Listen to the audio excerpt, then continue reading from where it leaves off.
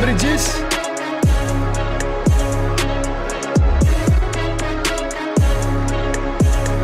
Hey, what's up?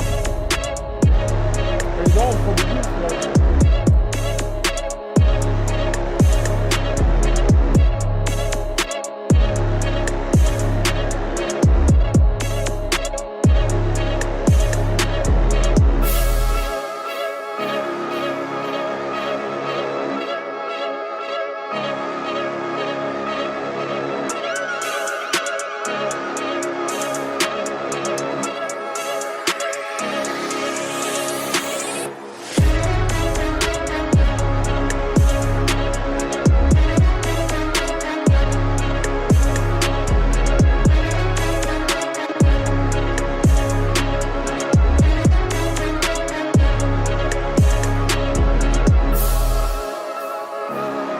Yes, sir.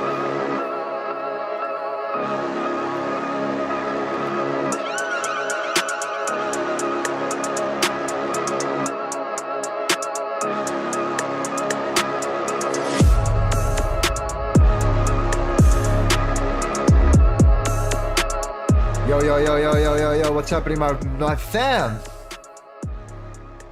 Welcome back to the streams. Hope you guys have an amazing week so far. Beautiful summer days, summer price action. Hope you guys are doing well. Hope you guys have been crushing it overall. Hope you guys are learning something every single day, and hope you are one step closer to that success. One step closer to your goals, your dreams. Everything that you want to achieve for yourself or for whoever you care about. That's what we're doing here on stream and in our community. We're trying to really step up our game and trying to learn new things. So that's why we're here. That's why you guys are here. And it's absolutely fantastic. All right. Let's make it happen one more time here. Make sure you smash up that like button. All right. We are going to do at the end of the stream a giveaway as well. All right. What can you win? Of course, access to our trading floor, which is our VIP. You can get access for free by doing a couple things, man. All right. Let's kick it off with following your boy on Instagram. Why haven't you followed me yet? All right. This is what needs to happen first. You click on that button in the description and you follow your boy. All right. Then after that, we're going to do at the end of the stream our YouTube Nightbot giveaway. And we're going to make it happen right here. I'm looking forward to share with you again access to our private group, our VIP. All right. This is what you can win. Of course, I like the series and also access to the LTA live trading floor. We're always trading between 100 and 150 people now live throughout the whole day. And if I'm not there myself, there are other guys that are doing their thing. And if I'm not there, I'm building something. And in this case, we're building something very special. We have been working on a lot of new fundamental indicators that we are working on that I cannot really talk about too much yet. But this is what we've been working on, man. These fundamentals are going to be absolutely crucial. We are working with the correlations as well. So a couple more things that are coming here. Number one, what about some new content on my channel, man? We're reaching the 100,000 subscribers. If you haven't subscribed yet, then make sure you do. It's time to start also posting some content. What do you think about that? I think it's time to do that. I think it's time to share some gems, all right? Based on what we have been doing, of course, in the trading floor already. The guys are pretty updated, but for you guys on YouTube, I think it's also time to start sharing some more wisdom. Whatever you can take out of it. All right. If it's just a small epiphany moment, my job is completed. So that's fantastic stuff. Let's see what we're with us today in the building. As always, let's quickly check out the chat. There we go.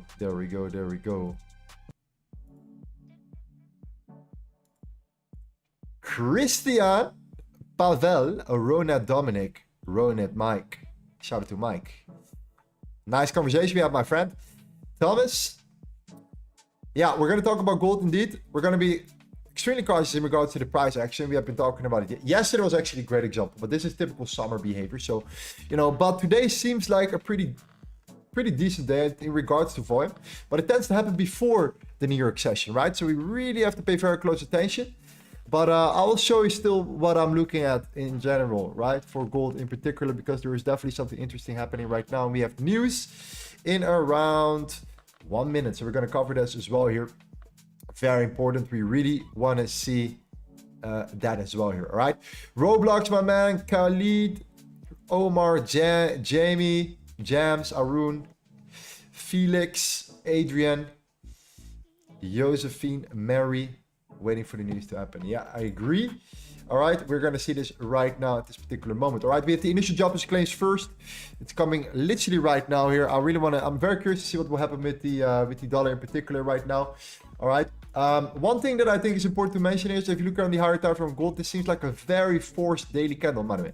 Very forced daily candle. You can see it also on the 01 chart as well on the daily.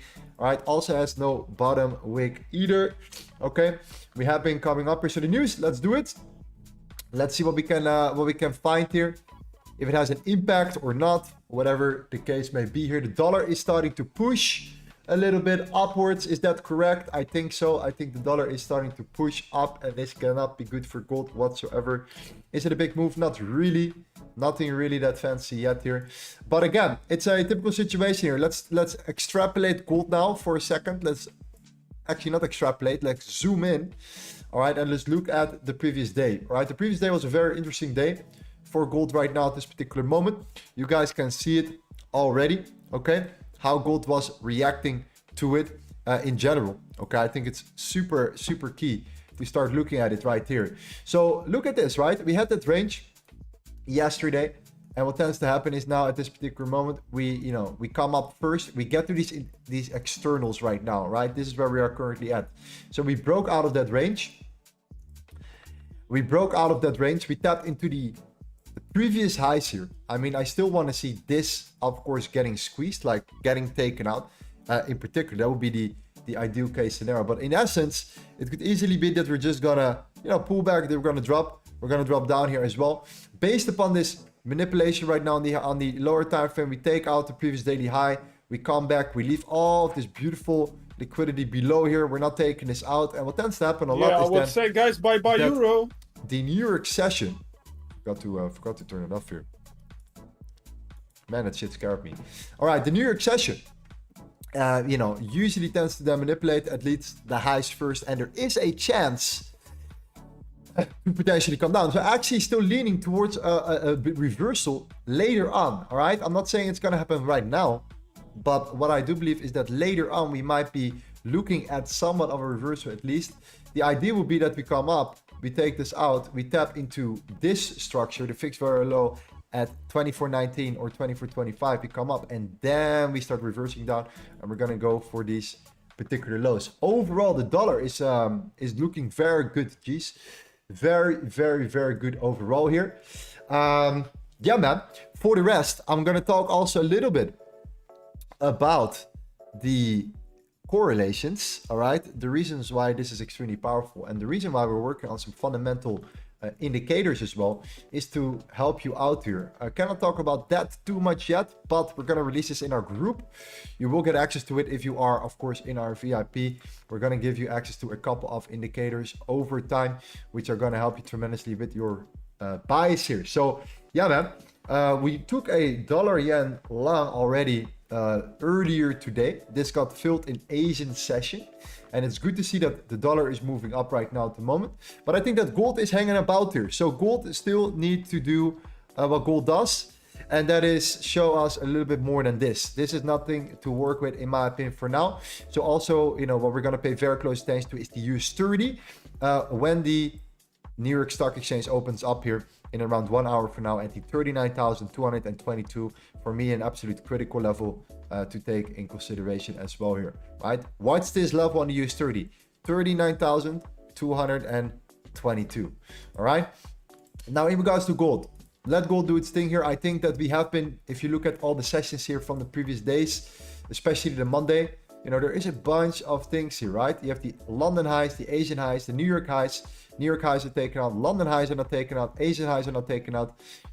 I was really thinking about an expansion up followed by a major dump. That's what I'm looking at. That's what I would aim for. But like I said before, if the volume comes down here, G's, and if the volume is extremely low for gold specifically, I'm going to look elsewhere, all right? We experienced this before. This is pretty normal during the summer days as well. So I'm going to look elsewhere. That might just be the indices in that manner. All right, just so you guys know. But we're gonna keep a very close eye on the 24.19, the 24.25. This is what I want to see. I want to see a squeeze, and I want to see us taking out the lows. That's my assumption here for gold right now. Typical build up, taking out the highs, then reversing, you know, leaving this sell side below here, right? Not taking out that yet, building it up for later potentially. So very, very simple, right? We had that aggressive push down. We're now taking out the internals. The internals get manipulated, get taken out. You get into your externals again, and you flip and you turn around.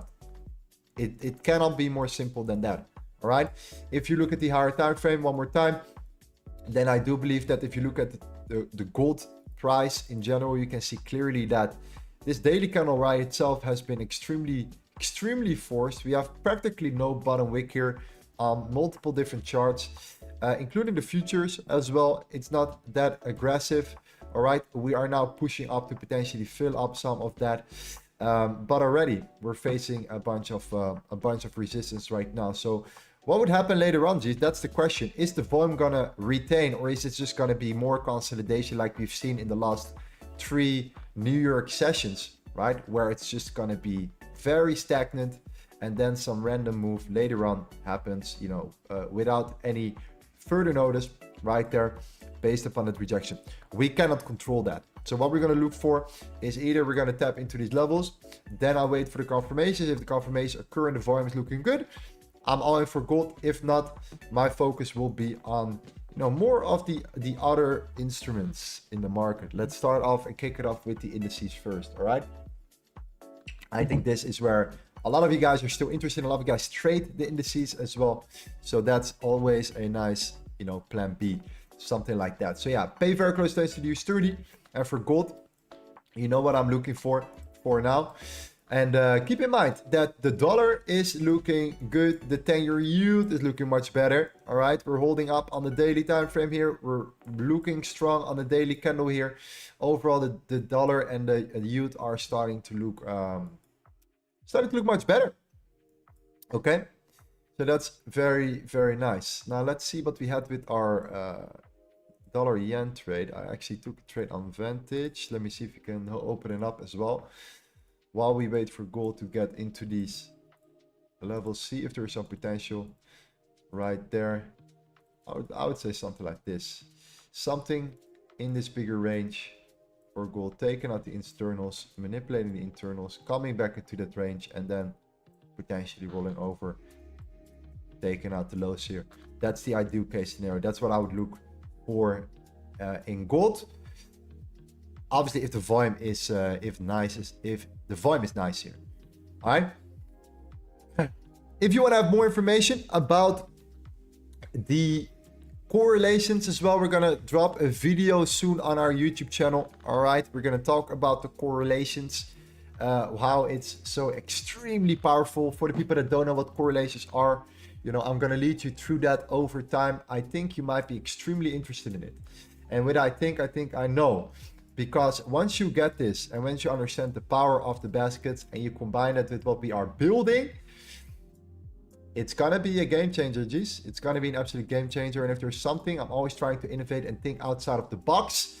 And yeah, man, we are trading these days a lot of currencies on the side here. And sometimes, you know, you see that perfect tap into the dollar yen here particularly. I'm actually more bearish on the yen right now based on some information that I've gathered over time, at least. Still, even though we saw that major reversal play, right? We saw that major reversal play for the yen, where we started to push up. I'm not there yet though. Okay, we can talk about the correlations as well of the yen here. Dollar yen is still an interesting pair. It gives you pretty high pip value as well if you look at it from that angle. So for people who trade gold, a lot of guys trade the dollar yen, or they trade GJ, right? These type of pairs that still provide you with that high pip value. I don't really care about pip value, to be honest. I care more about risk to reward. That's for me personally my piece of cake. That's what I care about much more than, you know, the actual pip value when it comes down to that here. Okay, So yeah, for me also to keep my head very straight with currencies, I like to look at percentages. This is the only thing I care about. Percentages or risk to reward, you know, practically the same. If 1 is 1 and 2 is 2, it's a 1 to 2. It's pretty straightforward right there, right? So overall looking pretty solid. Now let's see if gold can push up, and let's wait for the US 30 to open up here. So yeah, how is crypto increasing? I haven't seen the crypto charts, man. What's going on in crypto, my friend?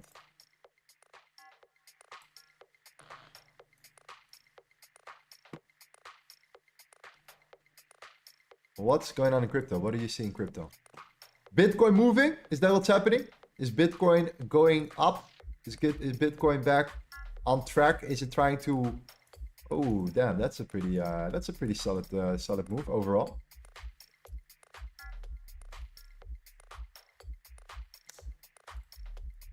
Okay. Okay. All right, that's not bad at all. That's not bad at all. We're starting to get there, G's. Yeah. Keep in mind, a significant amount of my portfolio is in crypto. Obviously, I don't really care about the short term for Bitcoin in particular, and I really don't care. Really don't care what's happening on the short term. I hold it for the long term, and that's the best way of looking at it. You know, waking up to see that your balance, your portfolio was down 20% in crypto. I mean, we've been there before. If you've been in this game for a while, then that's absolutely nothing unusual. So yeah, forget about that. Let's see what will happen over time.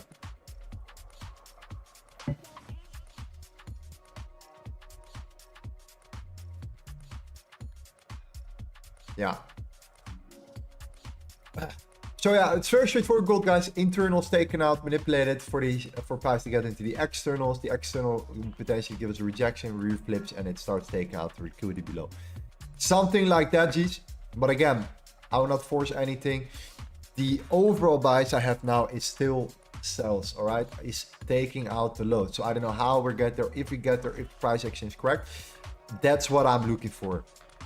Price moving downwards for gold over time. But we're gonna find out. We are gonna find out in a second, if that makes sense here. All right. Papa says yes. A bull run doesn't even start yet, so I'm still more than enough time to buy more. As market falls, I'm just adding more bags into it. Yeah, that's why I always say, man, never put your eggs in one basket. Right? That's one layer, unless you are very certain about something, and the other layer is, you know, never buy everything at once, right? If you are an accumulator and you are a professional investor, then you spread out your bags, right? You DCA in at the bottoms. You don't put everything at one price level, because then what happens if if the market comes down another 20-30%, you know, now if you would have bought again, you would have had for that same amount of money around 20 or 30% more crypto. And that doesn't mean like much, but over time, if you really calculate it, it's a significant amount of money. Significant amount of money when you look at it this way. All right. So yeah, a lot of people get scared out of the markets. That fear that gets created, they use it in their advantage. Buy the fear and sell the greed, right? That's the playbook.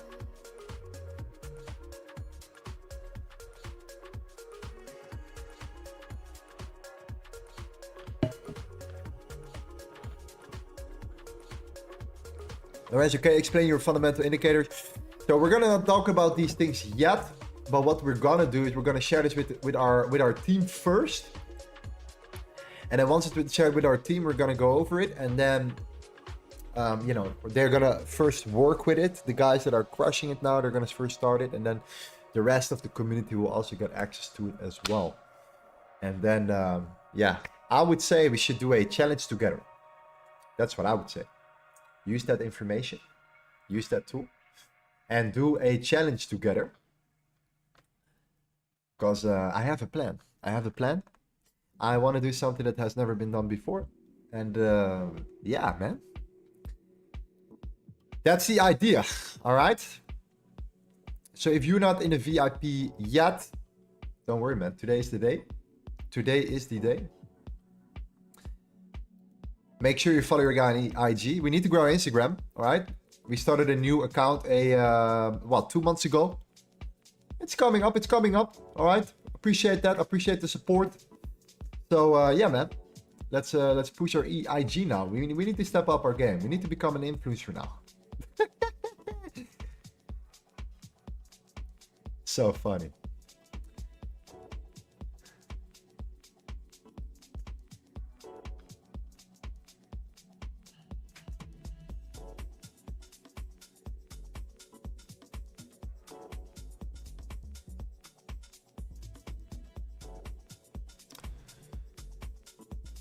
Can you take a look at the current weekly VaH high on gold? Very important level. Yeah, we can, my friend. We can definitely look at the current weekly VaH high. So let's see. I think we are. Yeah, that's where we are now. You know what the thing is with gold now? So what I want to see getting taken out, right? What I want to see, I want to see this getting. I want to sweep these highs right there. Okay. I want to see these highs getting swept, and the reason why is because we're so close now. We are so close to take out the London high, the Asian highs from a Monday right now. Why not just take out the Monday highs, get into the external structure first, and then turn around to go for the London lows, Asian lows, right? Take out all of these precious lows that we have been building since yesterday, okay? What about that? What about getting there first and then looking for a continuation down? Wouldn't that be a much safer play? I think so. I think that would be, or potentially would give us a little bit more, you know what I mean? A little bit more run for our money. So yeah. Because imagine that, right? How many stops are above this level here? How many stops are above the 24, 18, 19, and so on here? That's what I'm curious about, That's what I'm just always thinking about. Like, where are the stops placed?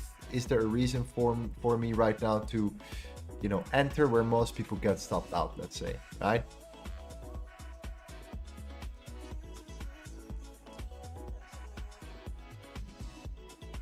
Ooh, the dollar is going hard.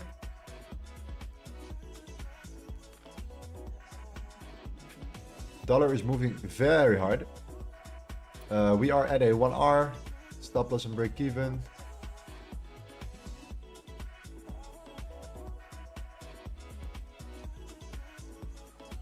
I'm actually starting to like Vantage. I actually start to like it a lot just now. I've not been really trading Vantage on TradingView on the side, but I like it. It's actually kind of nice.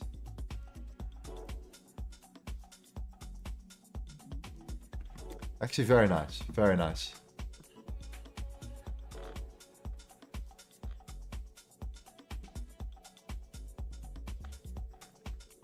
Yeah, man.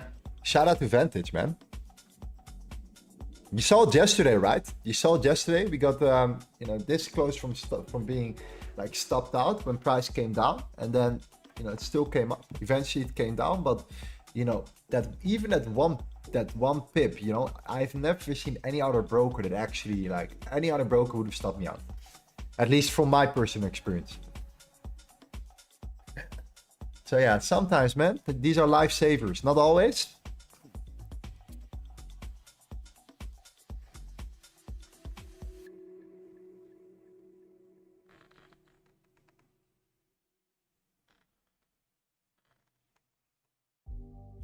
Rose Angela says there is a chance, but I'm going to hold onto my sell, which is more guaranteed soon. Yesterday's price action was like a movie, man. Like the Spartans versus the Romans. It was like it was just a slaughterhouse, a battlefield right there in front of our eyes. Yeah, we were right at the front lines. Man, that was pretty wild. Pretty wild.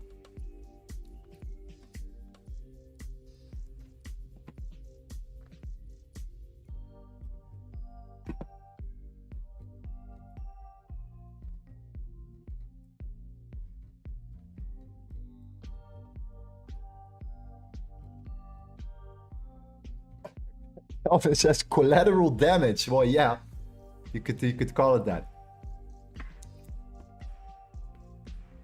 Exactly.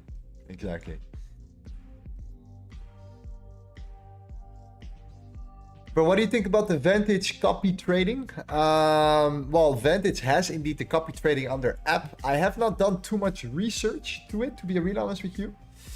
It's only on the app as well. Yeah, I really, to be honest, I really don't know. I really don't know how that works actually. To be real honest with you.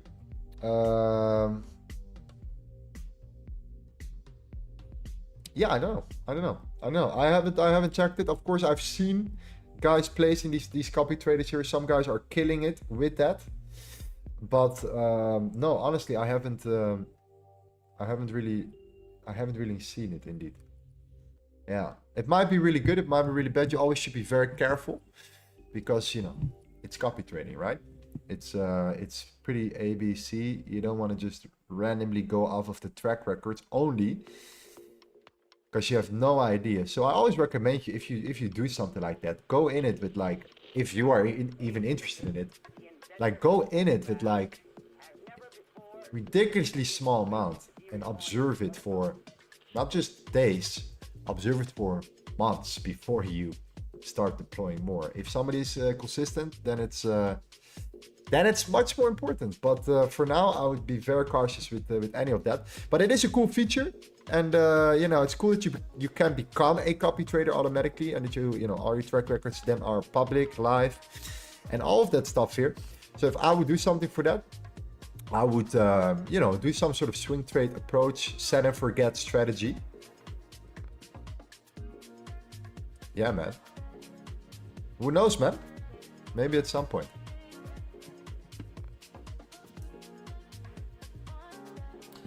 Ignacio says, I tried a little copy trading in Vantage USD. No other currency. I like the copy trading that it allows a smaller lot for commodities compared to normal account.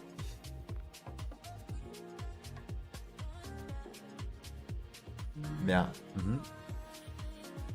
Yeah, it's pretty dope.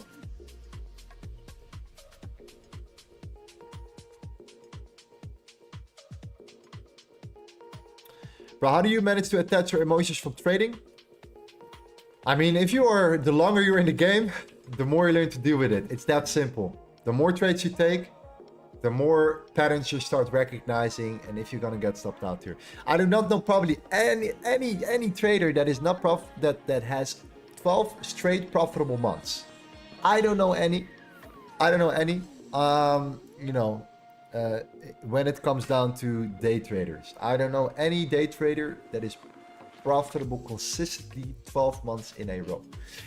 So, you know, just accept that that's the reality, and look at the bigger picture. And if you look at the bigger picture and you have a plan and you track what you do and you have a clear strategy and approach, then I think things should be fine. And if it's not fine, at least you have the information and you have the data to track and see where things might went wrong. And if that's the case, then you might be able to solve it the next season, right? The next 50 to 100 trades, whatever the case may be.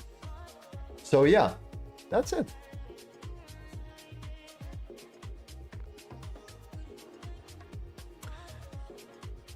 What trades did you take today? Only dollar yen.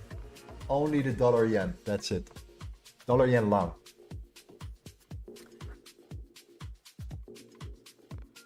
Dollar yen long. That's the only trade I took. I saw a significant increase of the strength of the dollar. I think the dollar was looking very good. I expected the dollar to recover as well. So that's also one layer. And I'm actually still leaning towards more bearish momentum on the yen for the next days, and if not weeks. And I'll tell you exactly why. I can do a full breakdown. But anyways, yeah, we sniped him. We sniped the entry right there. If you look here on the 5 minute, it was literally right there.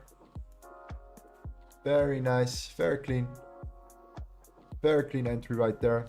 And of course, from a fixed value area high level, all right, a range fixed value high, We only work with volume levels. These are, in my opinion, the most accurate levels.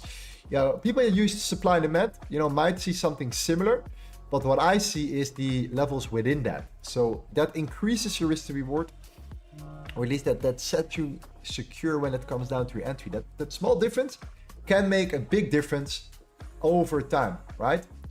And I definitely believe that. So yeah, man.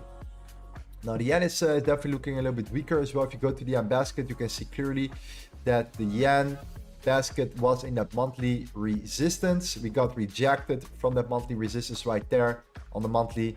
Okay, now that's one layer to look at the yen right here. The weekly candle swiped the highs, got rejected from it, and then you have something that we call the Nikkei. All right, the Nikkei is also very, very important to look at sometimes. This is the Nikkei. And you can see that the recovery on the Nikkei was really significant, by the way. It was around 15%, 16% recovery of the stock market, the Japanese yen index, right? In the Japanese yen stock market as well. So, you know, more volatility obviously on the Nikkei, you know, could impact also the yen negatively. There were a couple other reasons. We looked at the COT data, also showed that we were looking at a little bit more a negative side of things here. So yeah, all in all, when you sum it all up, kind of a set and forget plan. Set and forget approach.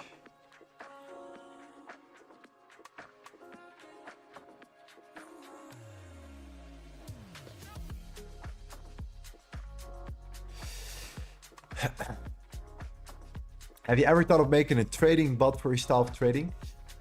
I don't think it's needed. I don't think it's needed. I really don't think so. I think, you know, if you create like a set and forget strategy with LTA, I don't think you need it. You don't need to spend too much time. It's all about the analysis, right?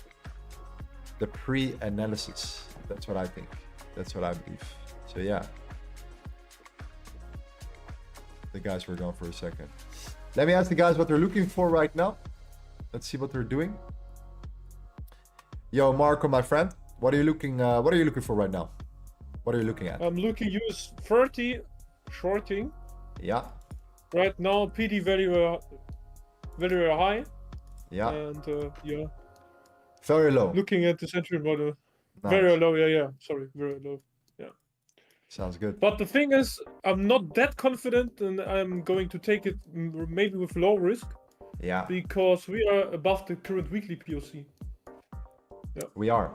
But we haven't. Yeah, we are right now. So no, that most definitely. What about the current weekly very high? By the way, what do you think of that? That push and that potential reversal there. Well, we'll see first how we react from the previous daily. It was at the beginning, yeah. It was yesterday at the New York session, end of the session. We got rejected by the previous day very low. Yeah. Yeah. All right. Well, good luck, man. Let's keep each other updated. I'll look with you today. Let's see no what we can problem. do. And the oil trade is looking good, right? The swing. Oil is looking beautiful, man. And we predicted that triple bottom, right? Exactly. Wow. Exactly. Yeah, man. Okay, have a nice stream. You too, bro. Take care. See you.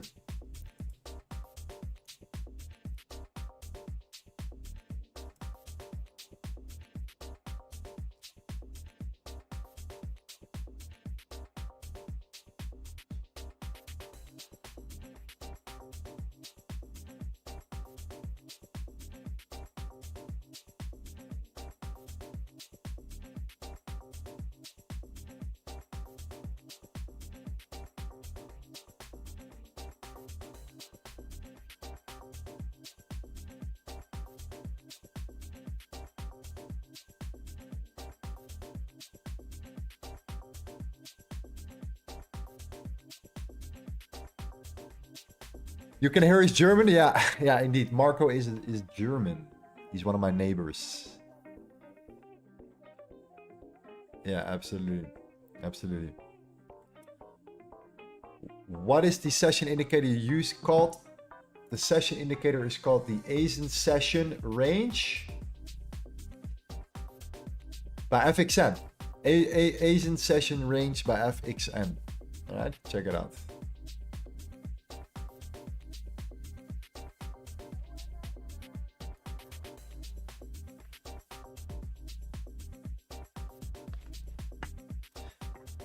Mark says, thanks for the streams. Do you have any testimonials from LTA users thinking about signing up? I think some guys in the chat can answer your question.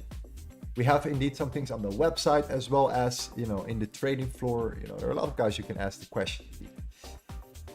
Not just emotional stories, okay? Because we have the, you know, we heard these emotional stories a lot about, you know, how we elevated them. No, results. That's what matters. Results speak for themselves.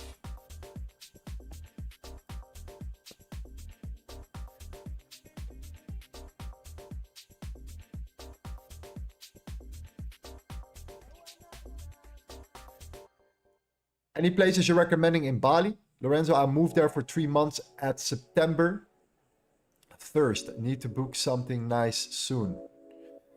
I mean, depends what you're looking for, my friend. Are you looking to party? Are you looking to study? Are you into wellness and fitness? Are you into surfing? Are you into spiritual stuff? I mean, you can decide what you prefer. Because there is in Bali you have every category, right? All kinds of different people. So it depends what kind of personality you are. For example, I'm in like the fitness region.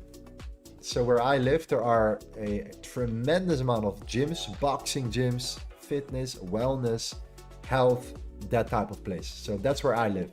But some people are more into the surfing, you know, more into the south where you can surf every day beautifully. And other guys are, you know, somewhere in their, you know, in the upper echelon, in the spiritual realm, in the north of Bali. So yeah, it depends.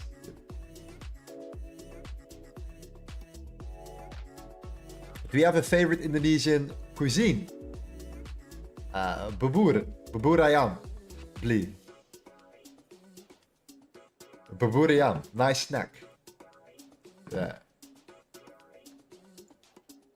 Keep it simple, keep it simple.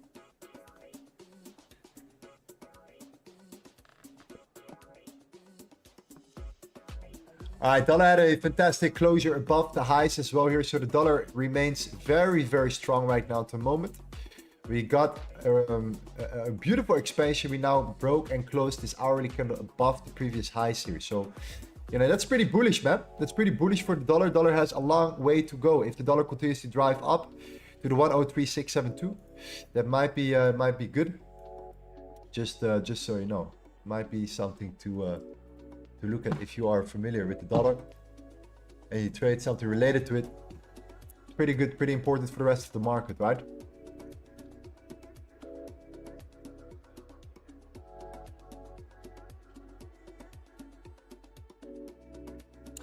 Marcus says fitness, health, and trading. Okay, then you need to go to Canggu, my friend. Canggu region. CANGGU. Okay.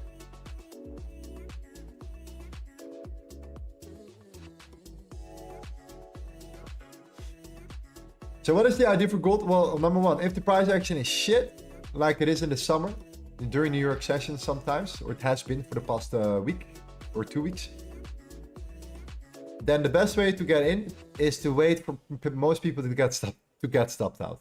I mean, that's the place that I would be looking for trades, right? So if that's the case, then I would think that these London highs, Asian highs, these sessions right there, this is what we take out, we manipulate, we shoot up into the externals. We have been ranging, you manipulate, and you reverse. You reverse down, you take out the lows. That's the thought process behind it, all right? So you come up, you take out these levels, you push up, you come down, right? That's the idea if we want to take a gold trade right now. And that's gold, right? We have the Dow Jones, we have the US30 as well to take in consideration today. Yeah.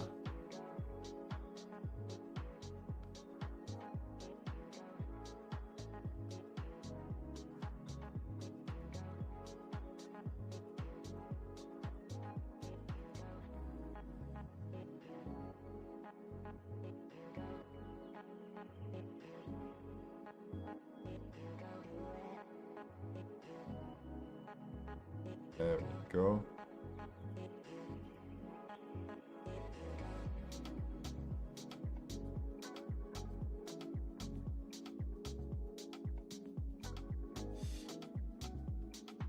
So yes, anyways, for Forex, in my opinion, a 1 to 2 sometimes is all you need, G's. A 1 to 2, either a 1 to 1, stop loss break even, a 1 to 2. You can take it to like 1 to 3, 1 to 4, but a 1 to 2 is all you need. You only need to win, well, 30% of your trades.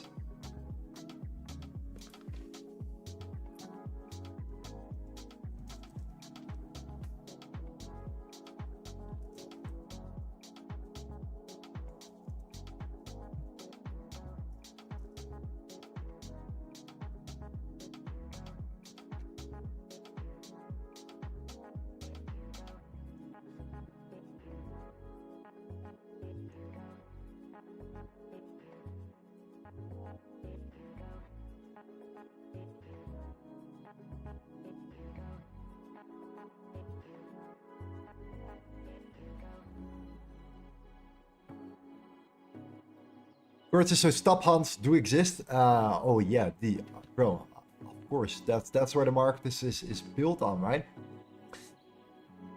You know, ranging markets are built to take out stop losses. That's what it is. So the only way to trade a range is by going against the rest. So if we push up within a range, then there are many scenarios where price reverses to take out the other side of the range before it actually makes the real move, right? We call the range the penny pitchers. The penny pitchers, right? When the market is trending, easy way to trade, right? Easy way to start looking for continuations, right? Consistently looking to drive price further up and up and up and up and up and up, right? Much easier to start trading this way. The ranges is what we call the penny pitchers. This is the actual demand. This is to drive up the demand, right? To facilitate demand of the bigger players in the markets. This is just penny pitchers. This is where, you know, you're trying to, you know, enter a trade in a small choppy range. The only way to trade it, in my opinion, is to trade outside of the range. So the moment you break outside of the range, that's where I think the best opportunities come from. And I'm never really a big fan of trading inside of the range because of the fact that, we're just looking at what we call, just internal range trading. I'm not a big fan of it. Okay. So let's get, out of that penny pitching region. Let's get out of it first and then see where most people get stopped out. And of course you can see beautifully that all these lows here, right? This has not been taken out. Like everything, we have just been, in my opinion, purposely building something to eventually go for potentially the lows here.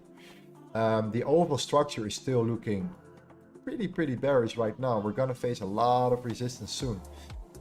But yeah, we'll see. We'll see.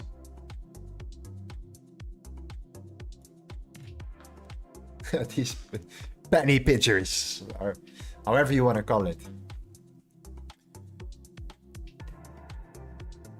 Yeah. So when it comes down to currencies, like I'm always trying to avoid ranges. Like that's why I'm really killing it in the currency market a lot, and that's why I'm going to bring this format to YouTube as well very soon, or in the near future. Because when I see a trend and a clean range break, so I know something is happening, something more, bigger. Somebody bigger than us is driving the markets. That's the idea. That's the concept. So it's easier to, to follow the ride here. That's it. And that's why I'm a big fan of currencies, because you can always find a strong currency. You can always find a weak currency in the market. And that's the whole thought process behind it. Now, currencies require a little bit more fundamental data, but hey, that's what we're building for you. We're building indications now to give you that fundamental data that could help you with these confirmations. Now, combine that with the baskets, combine that with the understanding of trends, strong and weak, and voila, you're gonna be on the right side much more than on the wrong side of the market. And you're not gonna be penny pitcher. You're gonna be, you know, a fulfillment. You're gonna be a fulfiller. All right, that's it. So for gold, I know it's all fun and games, but the only way I would trade gold is outside of it. Outside of it. Outside of it. Not inside, outside. Not internal, external.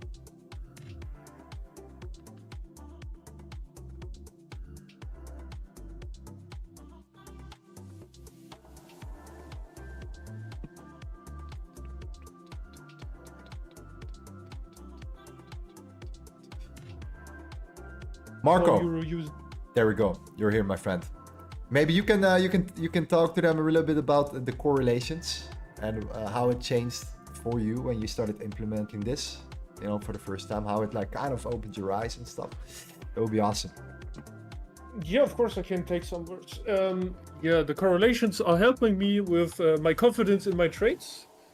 I do take trades if I see a confluence with my baskets, right? And if I don't see any confluence or any possibility, or the baskets are not looking good or consolidating both, then I'm not personally not taking the trades.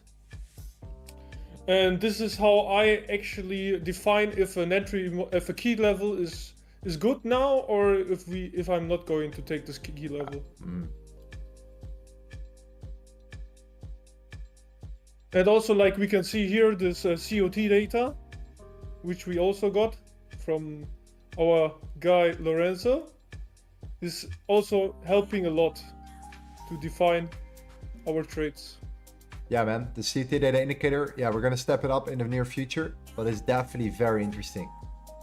Very, very, very interesting stuff on that right now as well, especially right now, by the way, for gold. Now I'm looking at it, pretty crazy. So yeah, man, thank you very much, bro, and we'll keep a close eye on the US30 in a second. Yeah, okay, all right.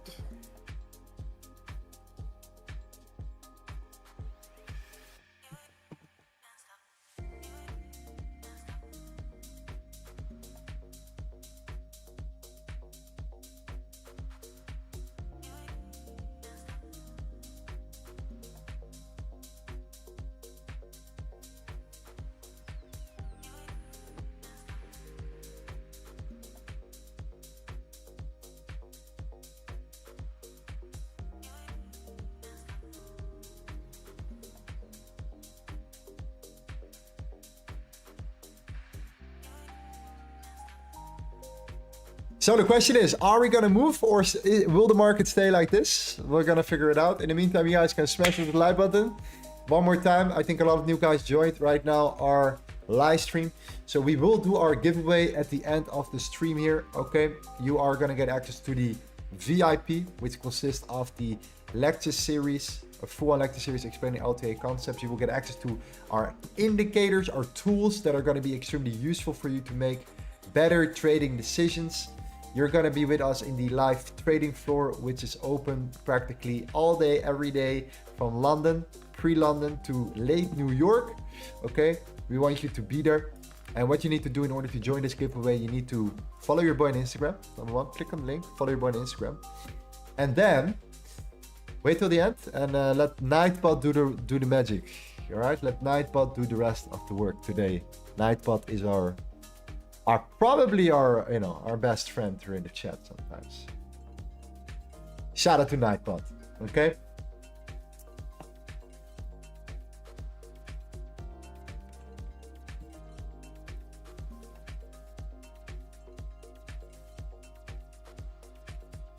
Rose Angeles says slow sell. I think it will rise again before falling. I hold on to the sell and close 2 positions and keep 3. Gold won't fool me.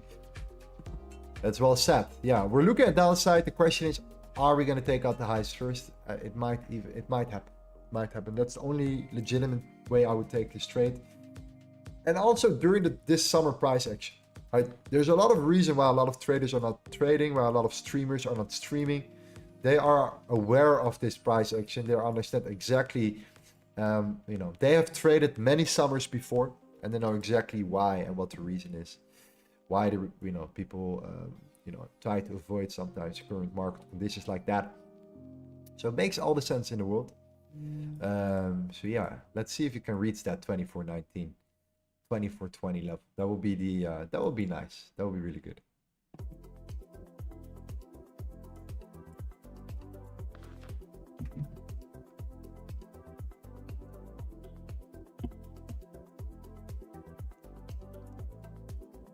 Gold cell is loading soon. Yeah, you're not gonna fool me though.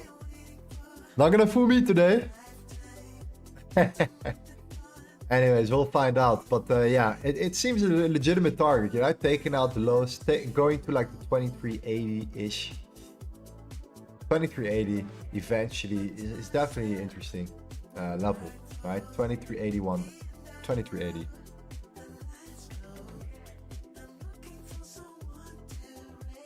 But at the same time, yeah, you're above this high, right? You're still holding that support. And I believe that I would count this as a big range. Like we have this internal range.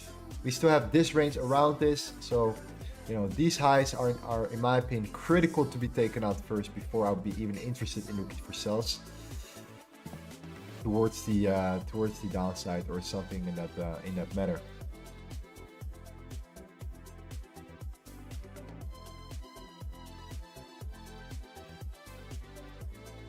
Is okay talk about the CT data? Yeah. Well, there's something I learned about CT data, right? Something very interesting. With studying it deeply over the course of months, right?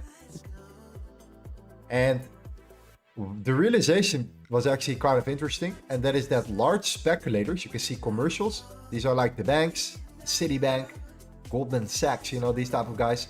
Large speculators. This is your average, you know, hedge fund. And then you have the non-reportables, which is the retail traders. These are the actual positions, right? Based upon the latest data, it gets automatically updated. And it gets updated, and if you go back into the market, it automatically also goes back into the previous data as well here. So you can take it all the way back as well, and it will shift. All right, especially only on the daily and the weekly. My bad, only on the weekly time frame. So, anyways, what I realized, I came to the conclusion is that large speculators are also many times on the wrong side, and not just retail traders. There are a lot of hedge funds losing billions of dollars. Not just a lot of hedge funds. Most hedge funds are losing a lot of money. All right, that's why. The really good hedge funds, you can really count them on a couple hands. That's what it is. Okay, there are over like 30,000 hedge funds in the world. If all of these 30,000 hedge funds would be making money, then there would be no money to take from other people from, right? Retail is not enough to fulfill, you know, these bags in particular. So a lot of large speculators are losing money. That's the conclusion. Not always though, it depends. And that's why we've created other tools that could help with that information. But the ones who are actually usually on the right side, which I came across, is the commercials. These are your banks. These are your, this is what we call the smart money, right? That's kind of the idea and thought process. So if the gap between retail, large speculators and commercials is very big, usually can indicate that commercials are on the right side. All right, that's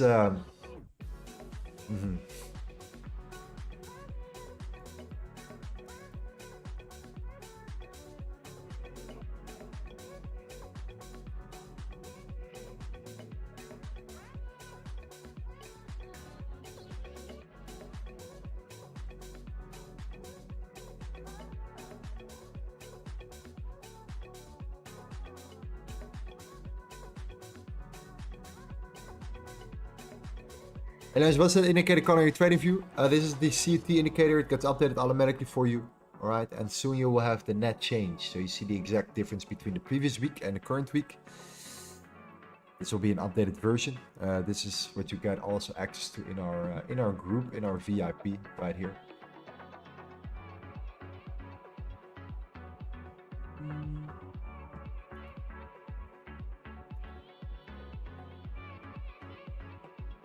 Anyways, I just tried and scalped the early previous daily value or high on Euro USD.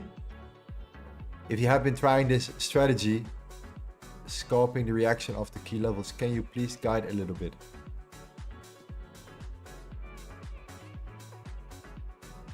Trade posted in Discord chat. Let me see where he posted it.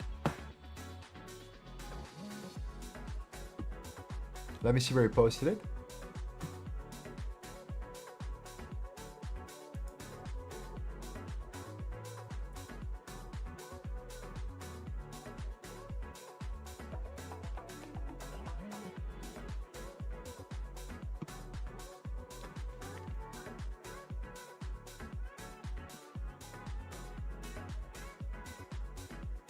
There we go. US30 is already coming up here, so I'm taking that level very seriously. 39,222 for the people who are interested.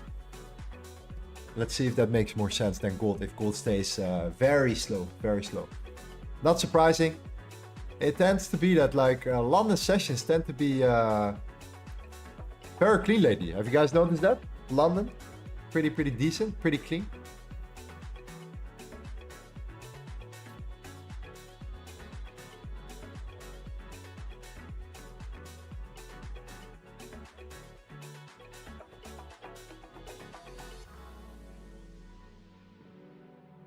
You see we're holding above that key level 2404.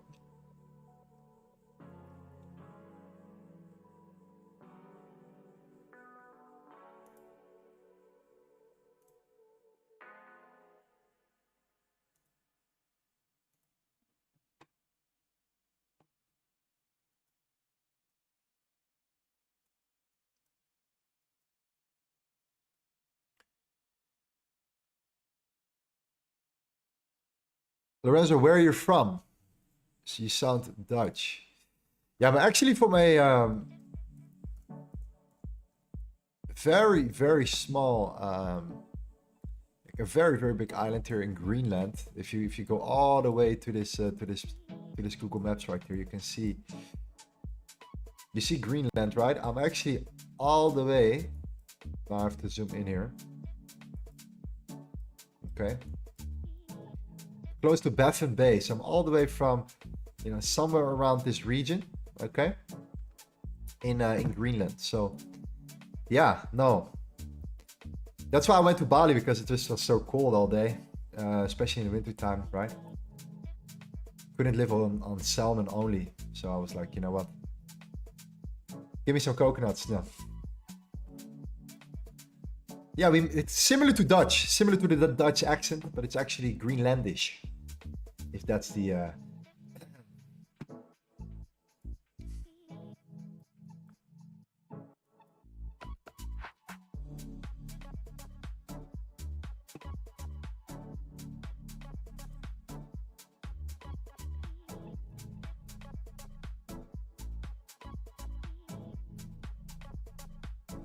So the dollar is starting to drive up. It's continuing to drive up, right? Dollar is strong, yield is strong. Gold does not want to come down. Gold does not want to do it. Yeah.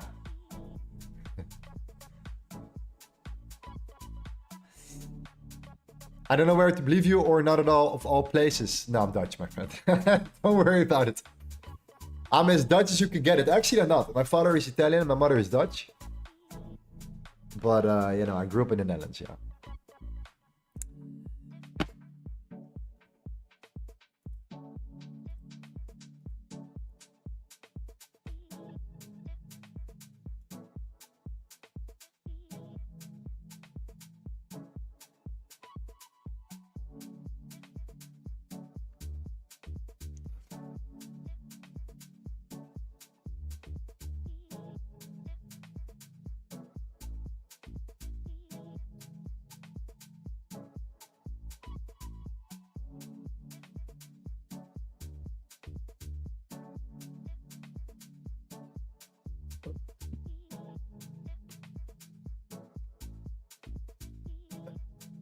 Low. Let's see. Dalian is doing great though. Dalian is doing great. Yen is pushing really nicely. I like that a lot. That's because of the dollar. Dollar is doing it. Dollar's breaking. Dollar broke above that high, hourly high. So actually, you would say gold should be weaker, right? But gold doesn't want to go.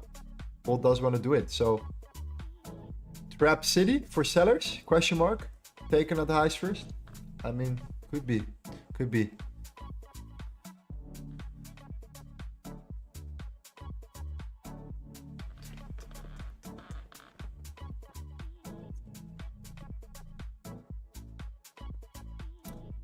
Kan jij een beetje Duits praten? Ik kan Afrikaans praten, zo ik kan het een beetje verstaan. Ik kan Nederlands praten, ja, Afrikaans praten maakt niet zoveel uit. So whatever you prefer, my friend.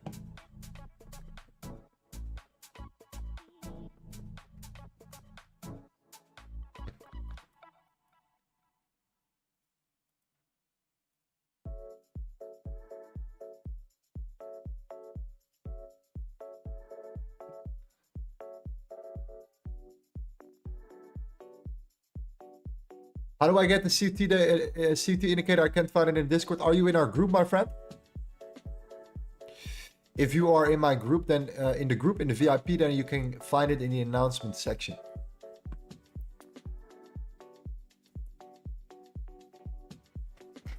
Yeah, easy stuff.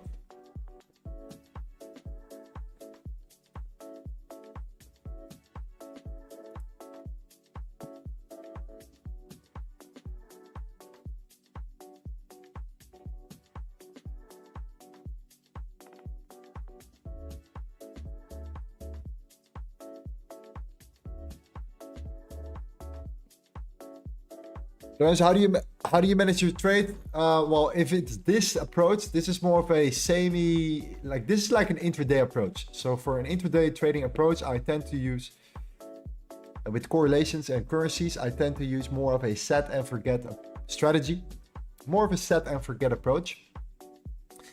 So then I tend to not take profits. I tend to not take profits until the final target. I've seen that working better for me. When it comes down to trading gold, right? To have more of a different type of style of approach, more of a day trading approach, I tend to take profits. Yeah.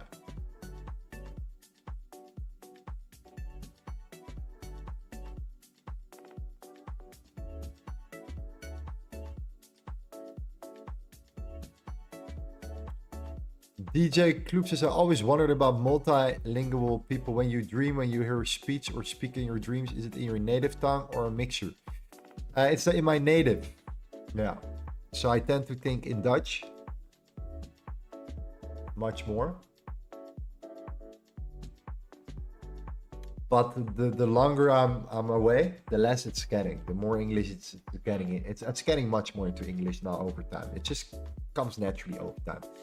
Much less than before.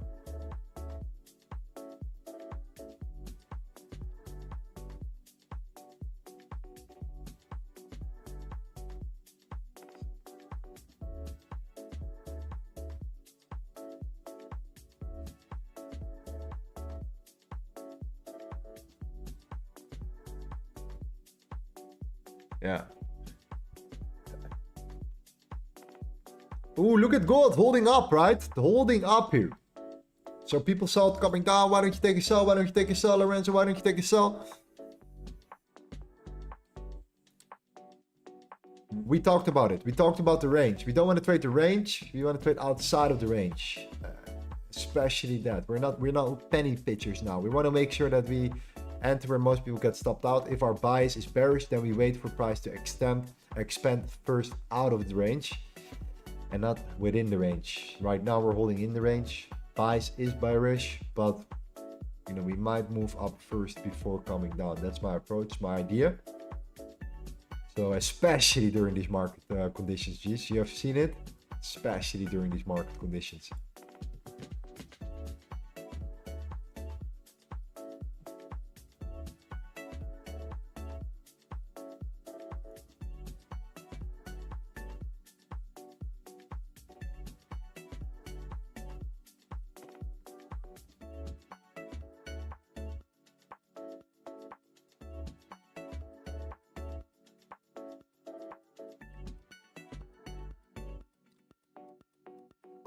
Lorenzo, when are you gonna watch some YouTube videos again?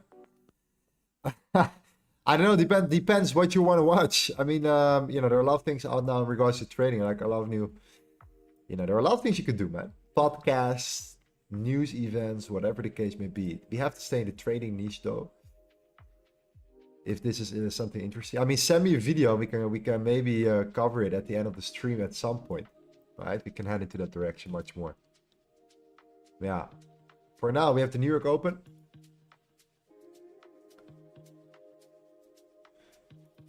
There we go.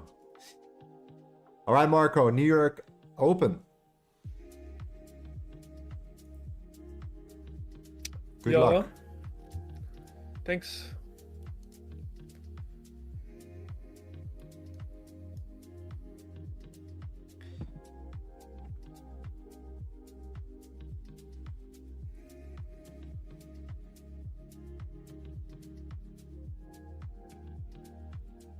In this case, we have that consolidation the other way around, right? So we consolidated before. We now are expanding during the US 30, during the US Open right now. So if you would revert it, right?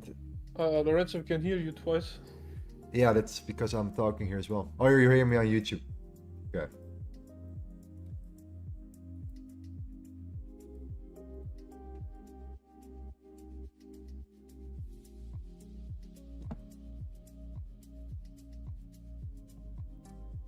Like I said before, I was looking personally at the 39,222. Let's see if we are able to drive further, or if this is the absolute top right now, the expansion followed by a reversal taking out the lows. We have been trending down, G's. We have been trending down. So we have been continuing to trend down. So it started to become very, very interesting now around these zones. But the extremes are around the 39,320. If that's the high, all right, is there a chance of a lower high, lower low, lower high formation start taking out what we have been building here? Is there a chance of a potential continuation to the downside? The dollar remains strong. So does the 10-year yield as well.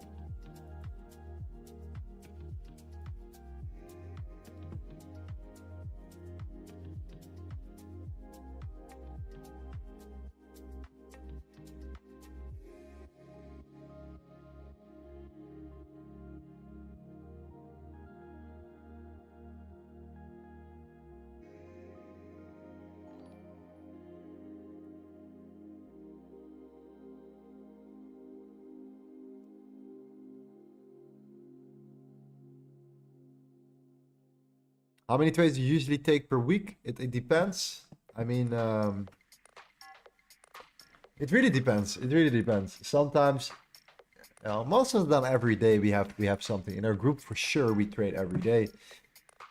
But when it comes down to more of, like we talked about, a set and forget strategy, set and forget approach.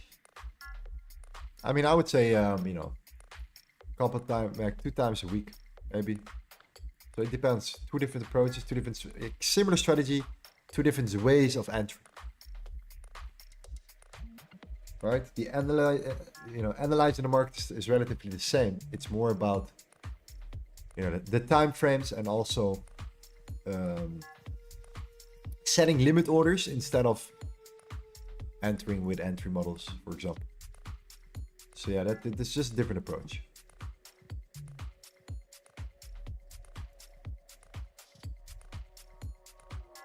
How did you enter the dollar yen? The fixed very high.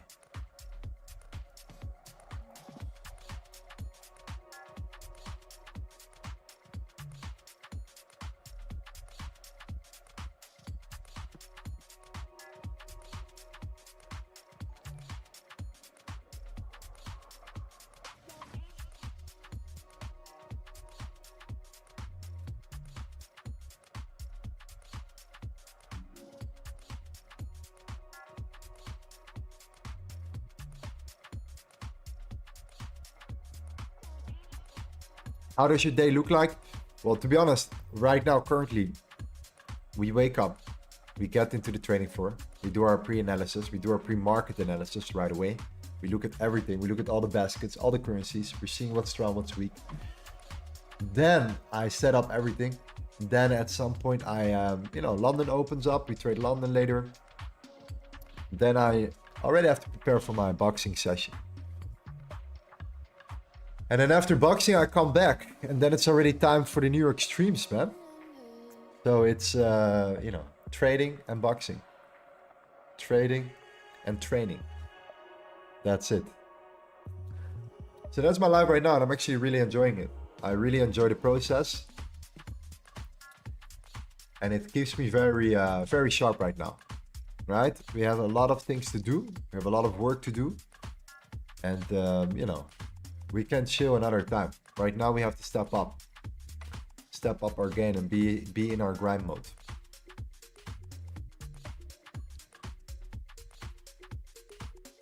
Focus says, are we ready to sell? Yeah, Mike, but that's not a clean entry model for me. Entry model 4, to be honest. Vulcan, are the highs taken out yet?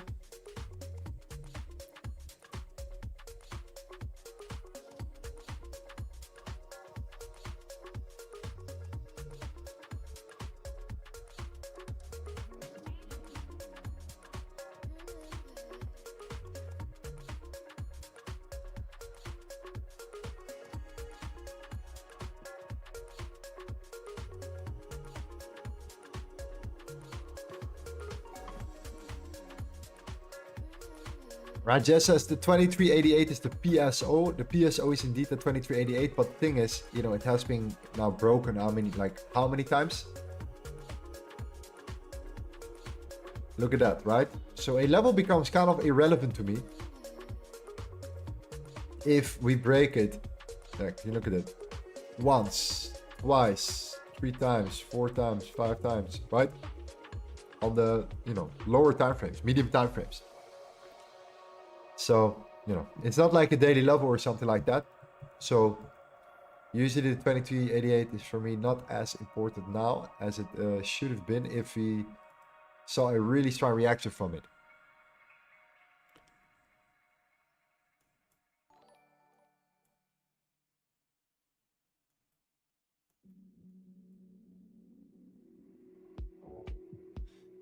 What about fundamentals for gold? Are you bullish or bearish?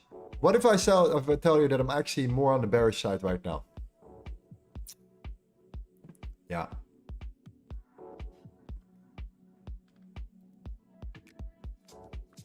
I'm actually leaning more towards the bearish side. Everyone will think that the gold is very bullish right now. I'm actually leaning more towards the bearish side. There's also something that you can use if you guys are interested in that. Okay. I recommend to go to this website. It's gold.org. And what you can look at is you can look at the supply and demand statistics. And that means that you can start looking at what has happened over the last quarter. So between Q1 and Q2, it always gets released 1 month later. And look at the supply in regards to the previous quarter, okay? The supply went up significantly more, and the demand actually came down significantly less. You can see what central banks bought, what investment banks did, including the ETFs did. You can see what happened, what they invested in technology. Then it comes down to the supply. You can see what they have done in regards to the mine production, the recycled gold, right? All that stuff is actually very interesting. You should look at it, all right? You can compare it. And then what I recommend you to do is the following.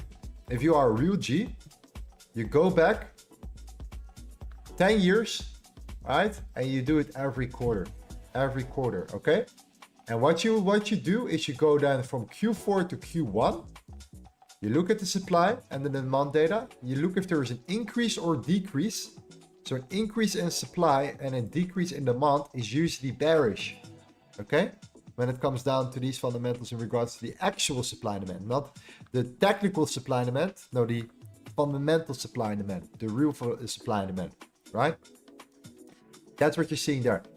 Utilize that information, create a bias out of it, and then backtest it on the higher time frame and see how accurate it is. Blow your mind.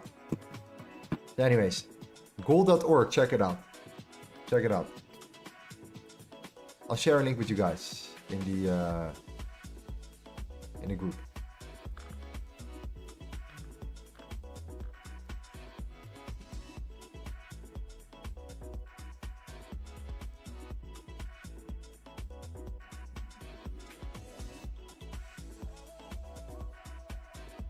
Supply went also demand. Demand came down. Supply went up. Yeah. Supply down. That's one layer, right? Then you have the CT data. This is the CT data. The CT data tells you what to do. Now you need to figure out who is more right and wrong. Is it the retail? Is it the hedge funds, the large speculators, or is it the commercials, the banks, the institutional banks, right? The investment banks. Based upon what I've seen over time, commercials are more right than wrong. So commercials are more right than the large speculators, funny enough. And a lot of guys think it's the other way around. It's actually the commercials that are killing it over time, especially in gold. So utilize that information, understand the net change of the commercials over time. You can find the CT data. You have to do it manually if you don't have this indicator, but combine that with the supply and demand, right? And then take a couple other factors in consideration, right? Such as the economic data, all that stuff that you can always look at. But I recommend to really start focusing on these two factors, the supply and demand data and the CT data, right? And start tracking it and see what happens. You'll be mind blown.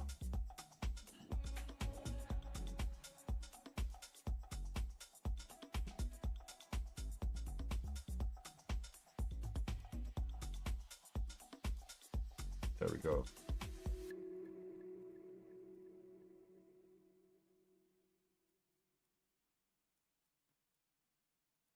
Yeah, we're getting there, G's.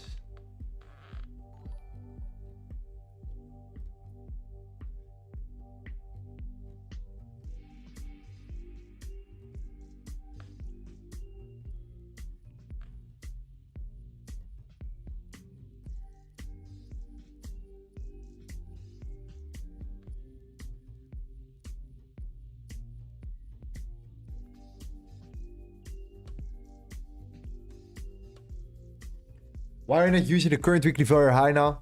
1 hour time frame, because the highs are there. The highs are there. These are the highs to think about. So people that sold here, right? Sold there, sold there, sold there. Right now, where are these stop losses built? These stop losses, in my opinion, are built up there. I think this is where we have to take out. We have to take this out first. And I think we're heading towards that direction. We're heading towards that move where we take this out. And if then price starts to struggle around there, then I'm much more confident in sells. Then I will be much more confident in sells particularly. But again, it's the New York price action. Like, you cannot force anything around that. Just go back into the weekly here, like every New York session over the past week and a half. Typical summer. But yeah, take out these highs, get into your key levels, and then, you know, see how we respond there. All right, and I think that this is the ultimate trap right now, the sells indeed. And yeah, early sellers indeed getting stopped, and then, you know,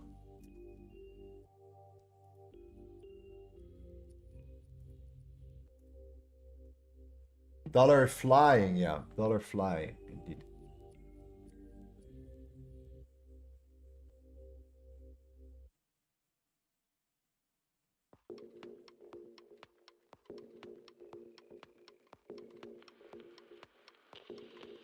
Thomas A. Edison, the inventor of the phonograph, has never before permitted his voice to be recorded for the public.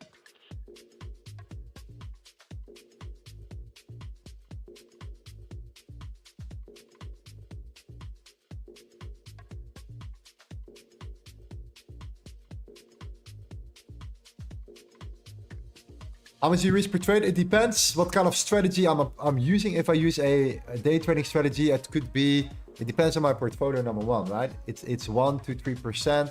If it's smaller account that I work with, it's 5%. It all depends on my account size, on my broker. For my set and forget strategy, it's usually 1 to 2%.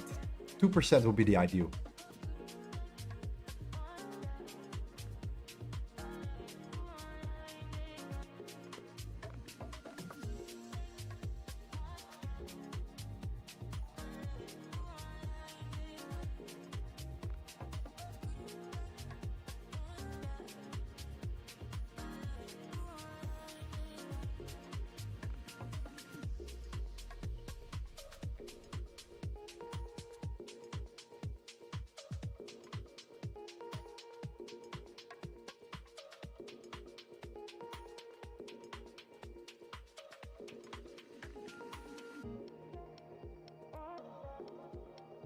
Lorenzo, can you explain why you're waiting for the fix very low instead of the EMs given by the current weekly very high right now? I just talked about it. I talked about it already many times before. I will do it again for you one more time.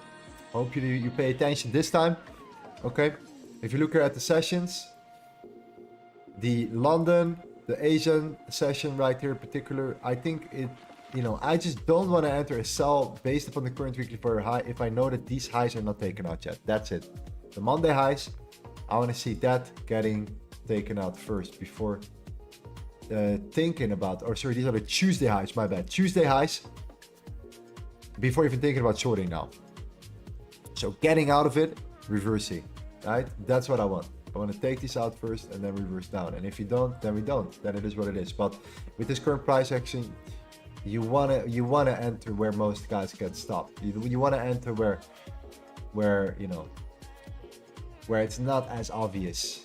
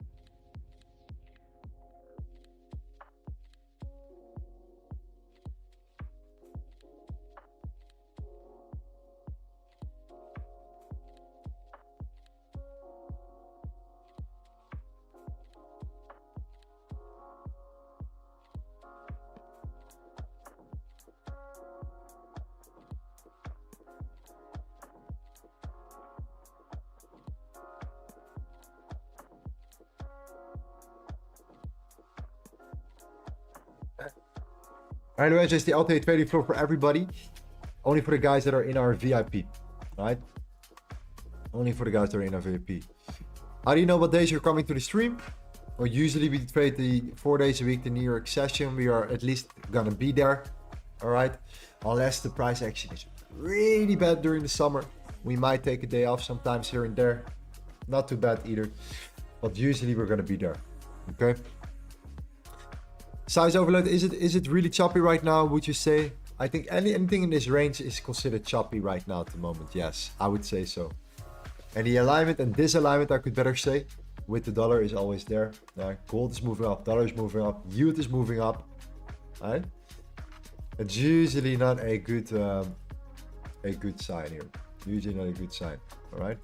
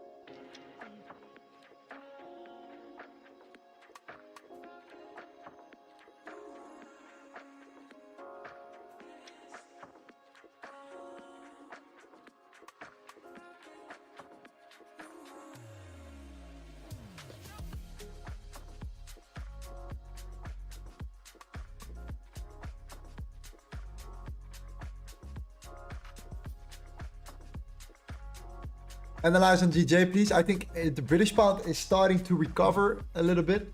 Okay. I think that's what's happening with the British pound right now. I think we're starting to potentially recover. and the yen is losing its momentum, so we might have seen a little of a bullish retracement after that bearish momentum we have seen now for the past like couple of days. Ooh, you could use 30, almost there, almost at the 39,222. Very interesting to see what will happen around that level, by the way. Very curious to see what will happen there. But anyways, yeah, GJ right now at the moment, right? So, you know, the yen obviously right now is in that is starting to trend up here. I'm just very bearish on the British pound now at the moment.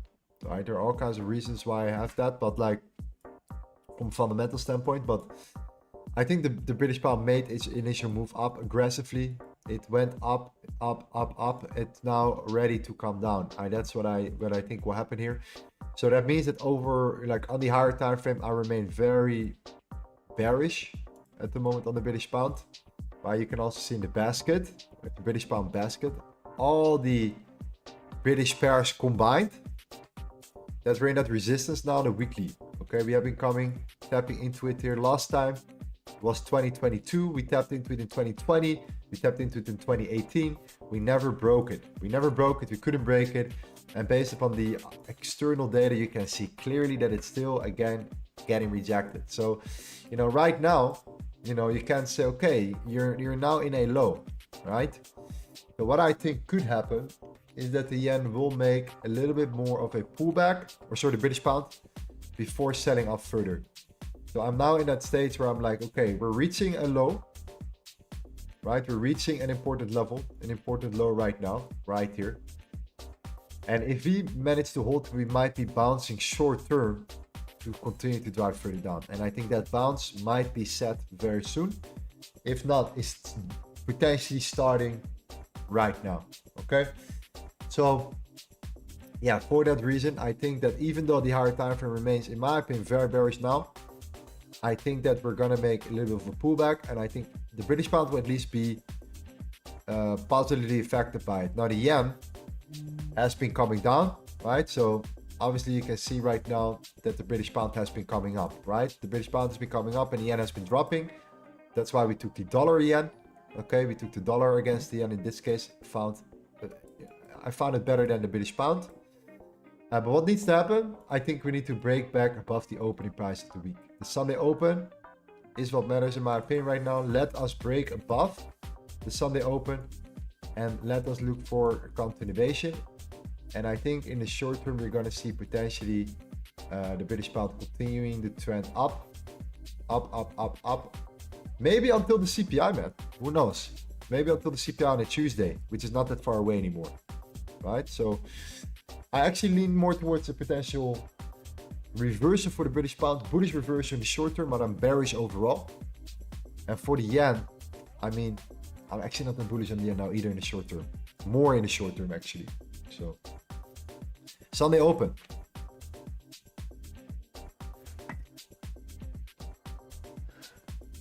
Which is at 187.62, all right? 187.62.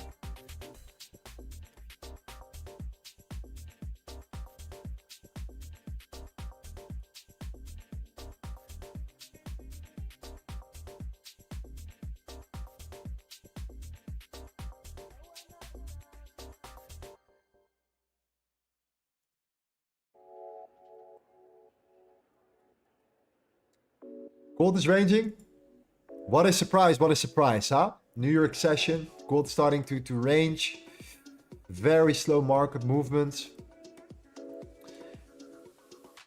No, not really a surprise, to be honest, guys. Not really a surprise right now. We wait and see if we get to these levels and if it's interesting from there. We definitely still give it some time right now.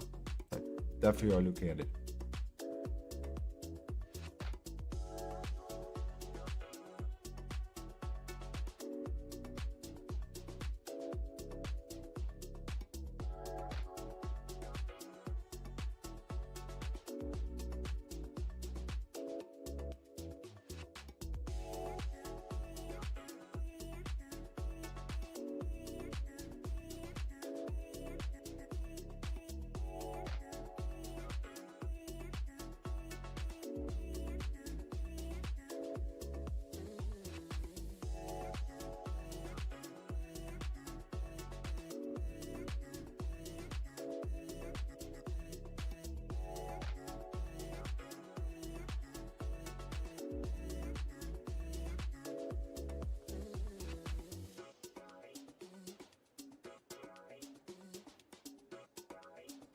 Could you please look at the net? Could you please look at the Nasdaq? Okay. If the two guys are saying it at the same time, right at the same time, then that means that there's probably something happening there. So let's see. Let's see if you can look at the Nas. There we go.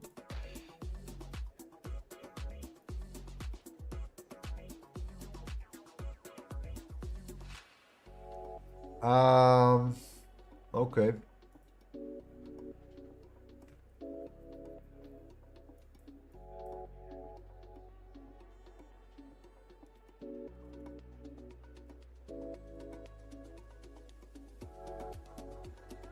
Yeah, so the Nasdaq is already very close towards that major level, which is the opening price of the week. And if you know one thing for certain is that the Nasdaq usually tend to respect the Sunday open a lot, right? The 18,239 for now. Nasdaq is starting to respect the opening price a lot. You can always see how you hover around the opening price, right? In this case, it was a very long move period. For example, look at last week. Same thing, right? It started to hover around the opening price. It's always the opening price before making a decision. Pretty choppy overall if you look at it from that angle. But again, you can see as well, it opened, it bounced from the opening price. It came back down. It started to hover around the opening price. It finally closed below it, and then it started to sell off, right? So the opening price is always a crucial level for the Nasdaq. And if you are close to it, I would also just wait for it. I would also just wait for the Nasdaq to be hit right there, right? Tapping into that zone, seeing what you have there, see what you can do. And in this case, I think now there is a chance that you might get back to it, and then from there you can find the right models, the right entry models, and then you have what you need.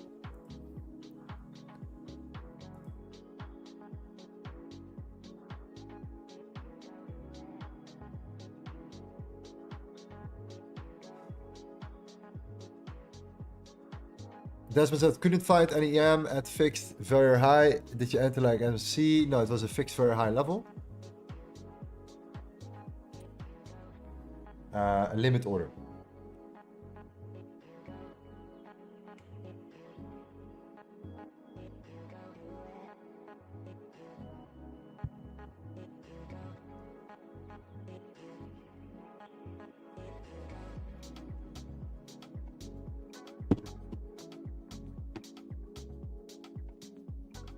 Why are you trading the Nasdaq and not the S&P? I prefer the Nasdaq or the Dow Jones.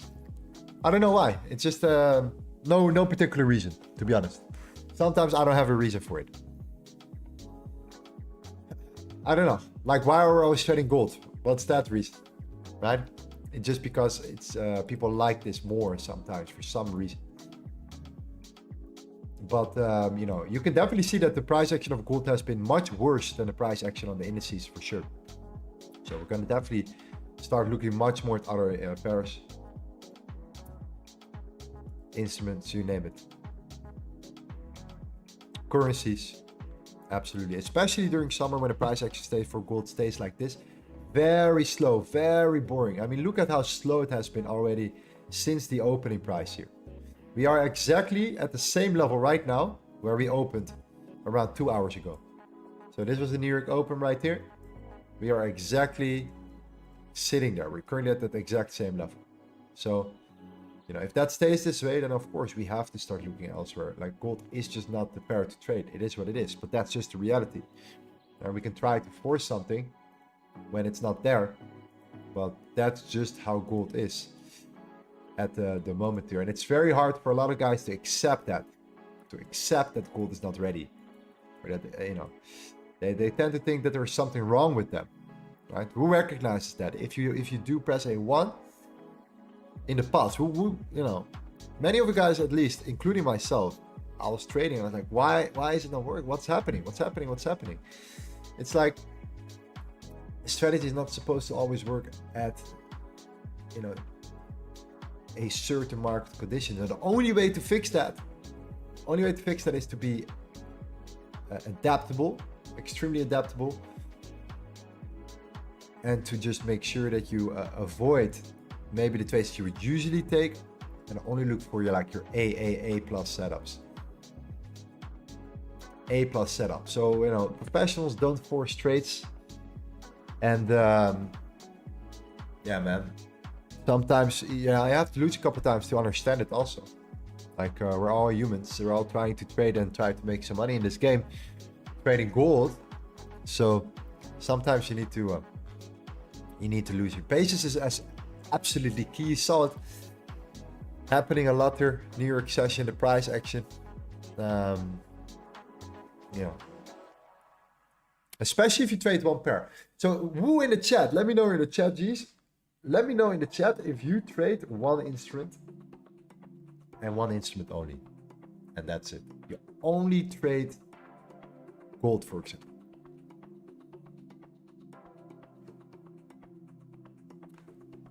I actually want to see that.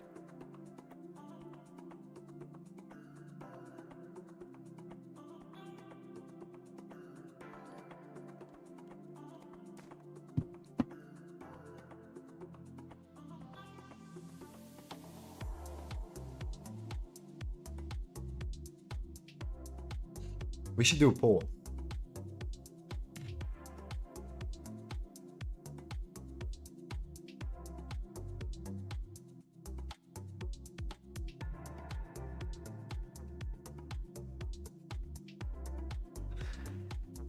Let me see. Let me end the poll right here. Let's create a new poll and let's ask you guys the question. Do you only trade gold? Yes or no? I would love to see that.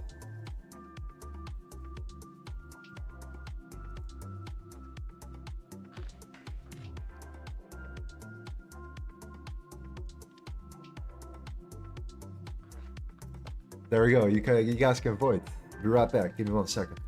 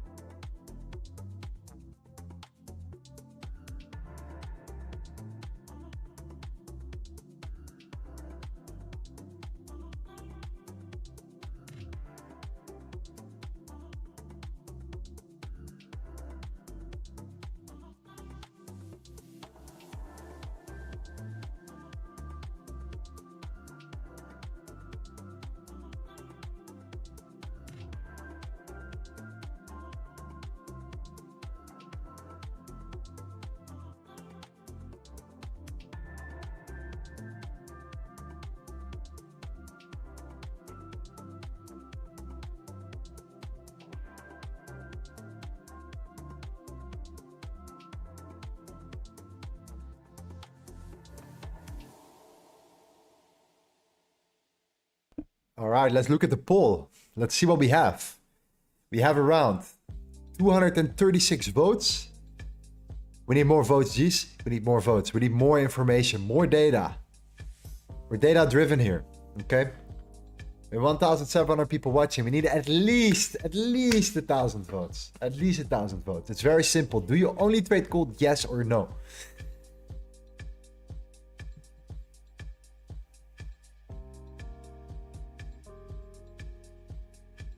And gold is creeping up right now. Gold is creeping up and we're getting towards these highs.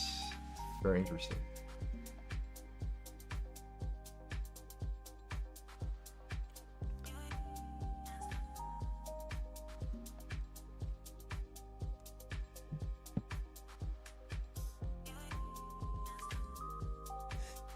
Fibonacci says, look at silver. It has swiped all the highs as you said for gold. Let's check out silver then. Indeed, let's check it out. There we go. Silver is doing it. Silver is going first. Silver took out... Tuesday highs are there. We're still not there, but we are starting to take out a bunch of highs here. Previous daily high has been taken out. That's interesting. Let's look at platinum. Is platinum doing the same thing as well? Yes, platinum is doing the same thing as well. Platinum took out the previous daily highs. All right. So we have now platinum that took out the previous daily highs. We have silver that took out the previous daily highs. And we have gold that already took out the previous daily highs. Not the Tuesday highs yet. So that's interesting. What about Palladium? Palladium is going to the moon. Just took out the previous daily highs. Okay. It's interesting. It's interesting. All right. So 400 votes right now. Do you only trade gold? The answer is yes for 53% of you guys. 47% of you guys say no. So that's good. That's interesting information.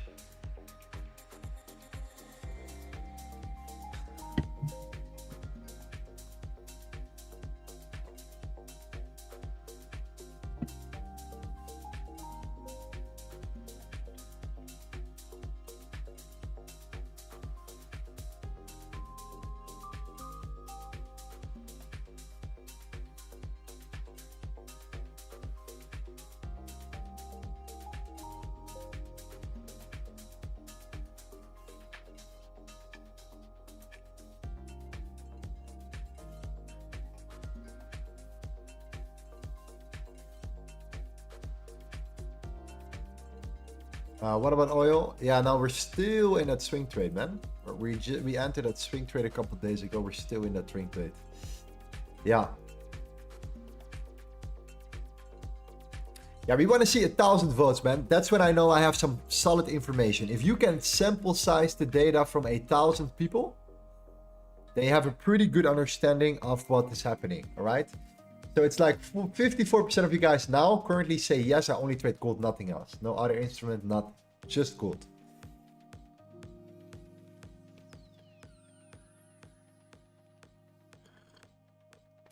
For the people that only trade gold, I would say if you only trading gold, you also need to understand and learn how to stay away from it.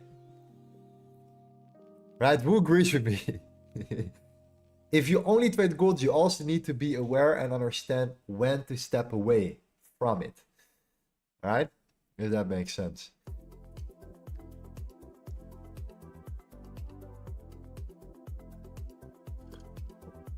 You've seen it now. For the guys that have been trading gold only, you know when to step away. That's where you become a G, is knowing when not to trade it, because you're not gonna get a beautiful price action. What tends to happen is this: price comes up beautifully, we're trending, everything is happy, everyone is making money, you know, beautiful.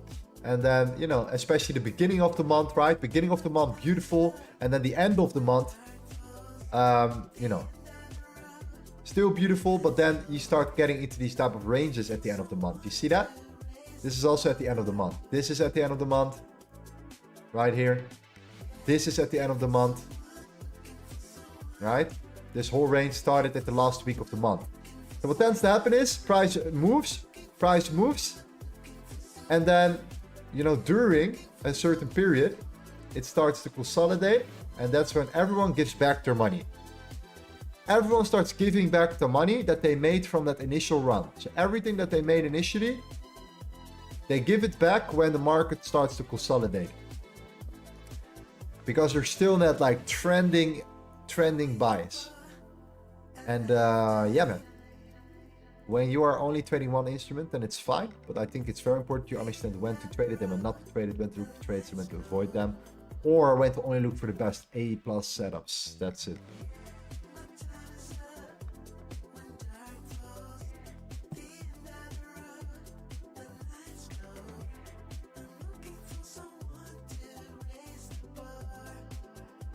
Marcus says we already blacklisted gold in the trading floor. Good on that.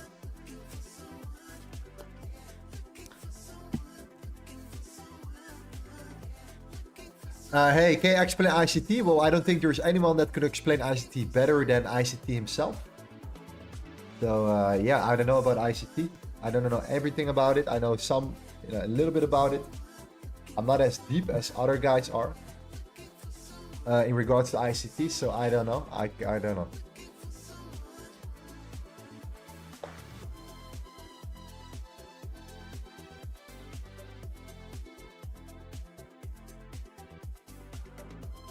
I have no pilots. Yes, the hardest part is understanding that you don't need to be in the trade all of the time. I agree. I agree. So anyways, geez, we're heading in towards like, well, 2 hours now. I'm gonna start soon with the giveaway as well here. We are starting to finally push, finally get into our levels, see what happens around there. But we're also gonna set up for our giveaway along the way here, okay? What do you need to do to join our giveaway? Well, number one, what are you getting? All right, we're gonna give away access to our private group. If you want to be with our G's in our trading floor right now, you can see it's packed. It's absolutely packed right here. Everyone is there listening, tuned in, trading ever since the London session, right? We currently have around 100 people in our group right now that are live, that are actually connected, trading with us, right? Discord allows you to have multiple streams on. Always make sure there's enough room. So that's the trading floor, right? It's our VIP. You will get access to the live trading section from London to New York. Especially if you trade more than just gold, because we're going to trade a lot of other things there besides gold. Otherwise, you cannot trade every day. That's my personal opinion, especially not in the summer. You're going to get access to the lecture series as well. All right. Better than watching Netflix, going to the lecture series of LTA, understand everything. You are going to get access to these indicators that are going to be extremely useful in the near future.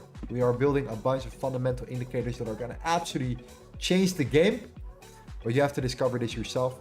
All right, so this is what you can win. We're going to give access to that. And the only thing that you need to do right now is to follow your boy on IG, on his new Instagram account. Okay, make sure you do that. Make sure you click on follow Lorenzo Corrado FX, and then stay here with us for a couple more minutes, and then we start launching the Nightbot and we start rolling out access to our group. Yeah, that's it.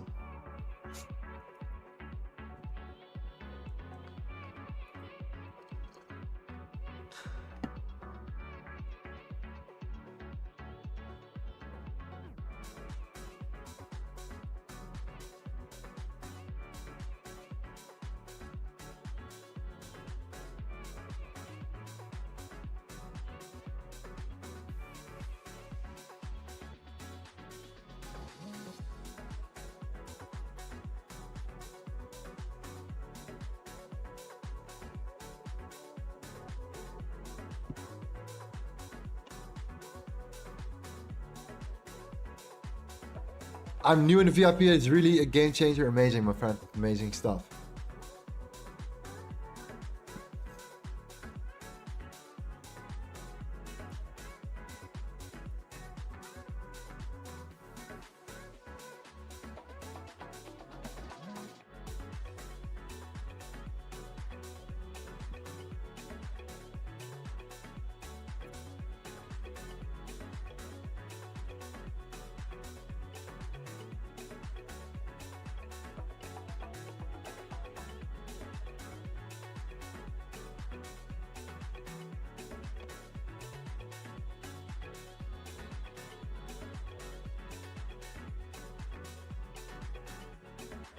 All right, first step, lower time frame swing or fixed value low. Sorry, my bad.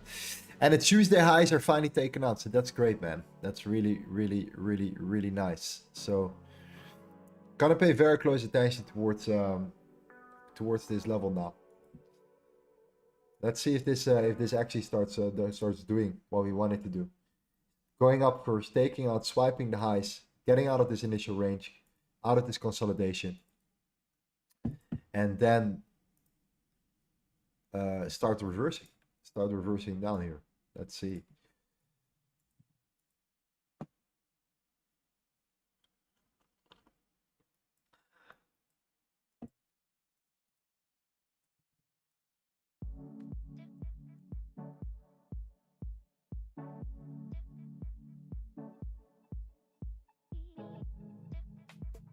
What would be your ideal setup on silver? I think silver is the same, man.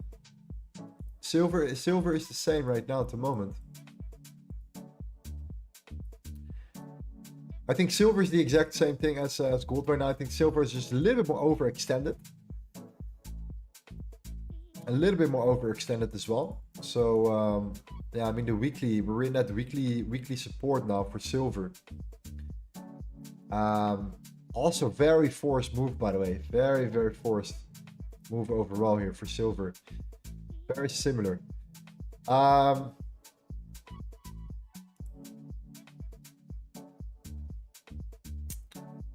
Yeah, I think you're gonna see the same things for gold now, potentially. I mean, let's keep a close eye on it, but yeah.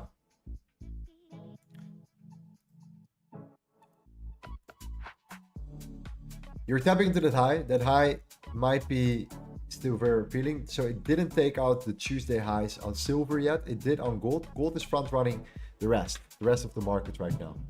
So it looked like silver was actually doing it, but if you really look at the structure, gold was not. Gold is actually pushing up, you know, more in terms of the structure. We have now taken out the Tuesday highs and silver hasn't yet. So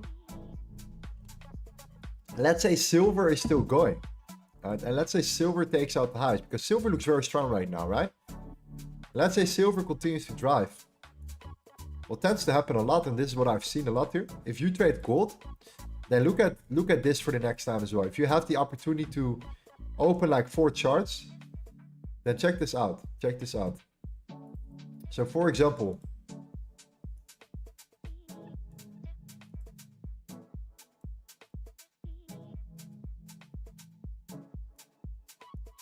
there we go. You have gold here, you have silver there, and platinum and palladium, right? These are the precious metals. You have also copper and so on, right? More industrial metals, but the precious metals are gold, silver, platinum, and palladium. All right. These things are correlated. So if A goes up, B tends to come up as well. You can see it right now. They're all pushing up at the same time, right? They all have been coming down at the same time. So when you look at the highs and you look at the manipulation of the highs, sometimes you can see that gold is already there, but for example, platinum isn't yet, right? Platinum actually is. Platinum actually did it, right? So in this case, platinum did it as well. Gold did it as well. Now silver, not yet. Silver hasn't taken out the daily or the Tuesday highs yet, right? Palladium, let's look at Palladium. I think Palladium already took out the highs, yeah? So the only one that's lagging is silver, right? Silver is lagging right now currently on the rest of the market right here. You can see it based upon that high.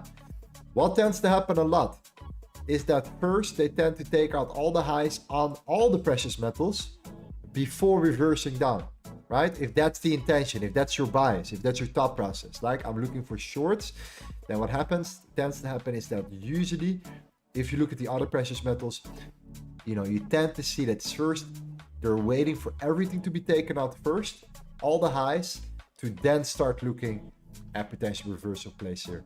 So if you are interested in understanding these type of correlations, then what you can use is silver, platinum, palladium, right? So XPT, XBD, XAG.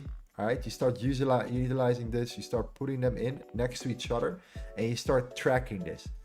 Backtest this, check it out for yourself. Go back a year, I don't know how long.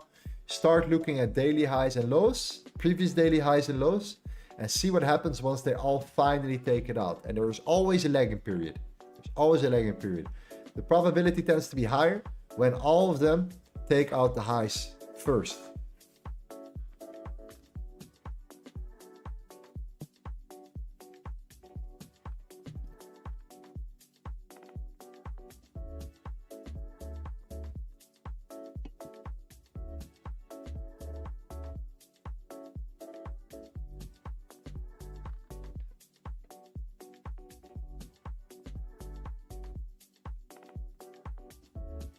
That morning gold was crazy. Yeah, gold in the morning was pretty wild here. 1,800, pretty nice. And then London session, of course, right here.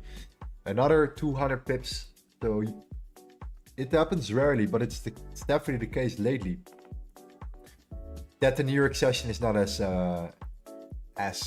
clean, as beautiful as London or Asia. Doesn't happen much, right? But I think the summer has something to do with it.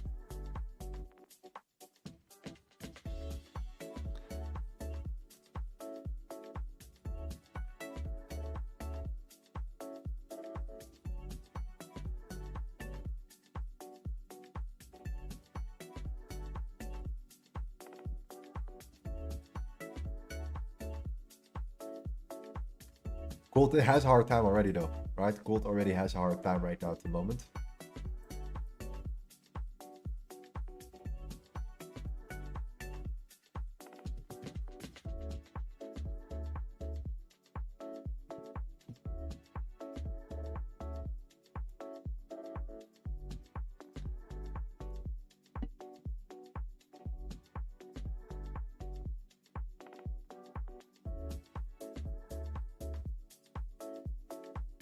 We're still going. That means that silver, for example, is also still going, right? You see that? The highs of silver are set right there. You actually should look at the future chart already as well, if you want to utilize it. But silver is still going. And everything else has already taken out the week, like the Tuesday highs, the Wednesday highs, and so on and so on. You can see that silver is still a little bit of more room.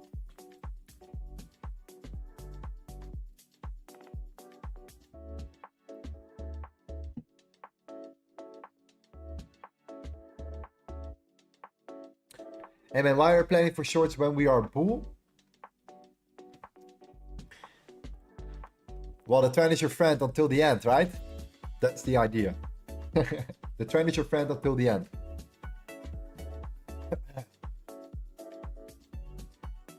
And in this case, internally then, right? In this case, we are still relatively weak overall here. Take that in consideration.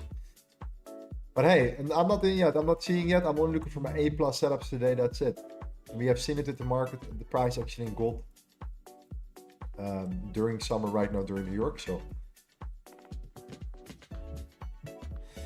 how's the dollar yen trade going? Dollar yen trade is doing good. It's chilling. It's holding up, and the reason why it's because the dollar is now holding. So the dollar is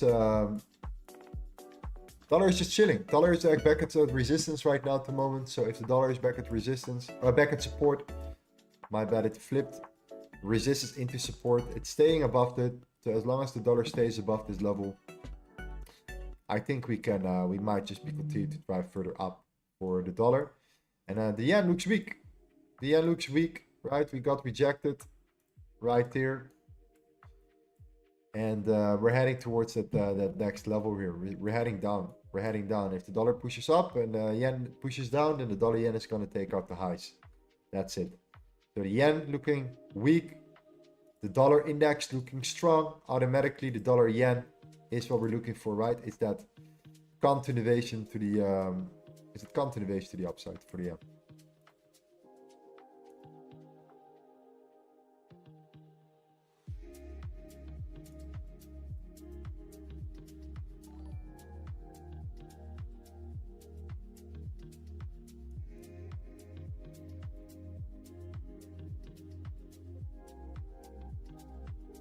Yeah, I think the dollar yen will just hold here. I think that the dollar yen will just do its thing. It will hold, and potentially flip this into that support that we're doing now, right? And then going for our 2-to-1, straightforward, filling up that gap here or coming up, taking out the highs, continue to drive up towards this zone, and then just exiting in full TP. No take profits, just one straight move towards our TP.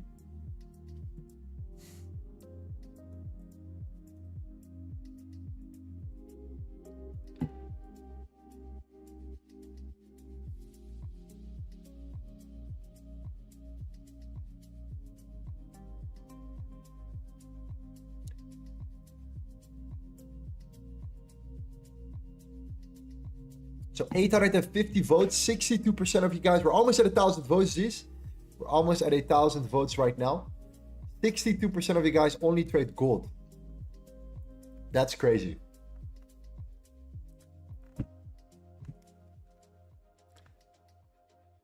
It makes sense, but it's also crazy. It makes sense though.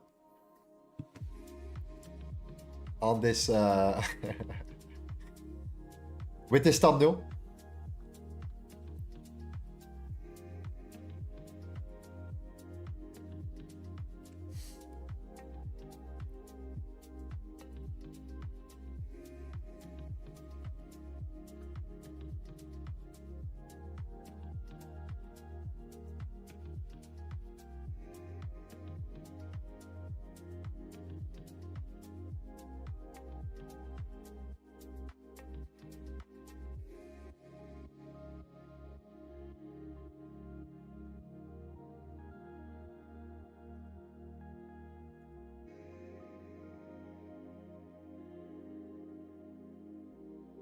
Yeah, it's still pushing. It's still pushing. Silver is now going for the highs.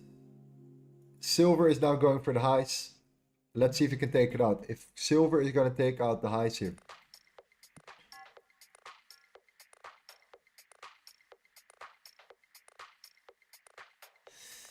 Kevin says I want to trade more than just gold. Well, I agree.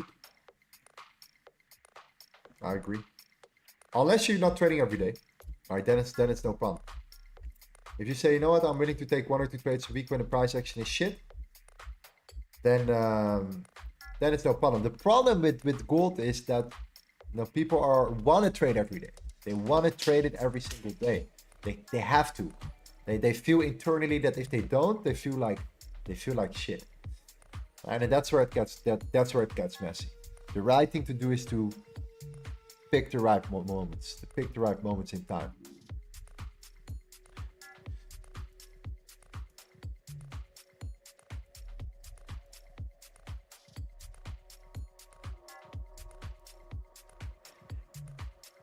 Any reason selling gold from the 24.8? There isn't any key level.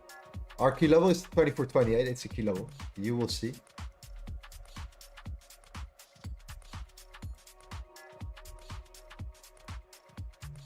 You will see what it gets there.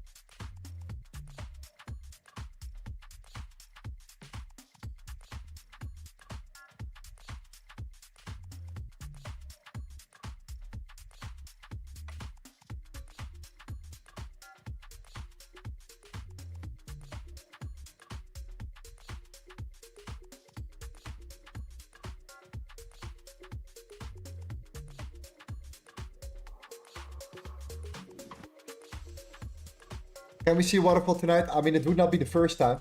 I mean, I don't see any confirmations yet though. For now, and I think that silver is not there yet. I think silver has a little bit more room. A little bit more room to go. So yeah, we'll figure out a way. Like I said, I'm not gonna force anything throughout this session in the summer. So it only presents itself when the trade presents itself. That's it. The trade, the entry model, whatever we're looking for.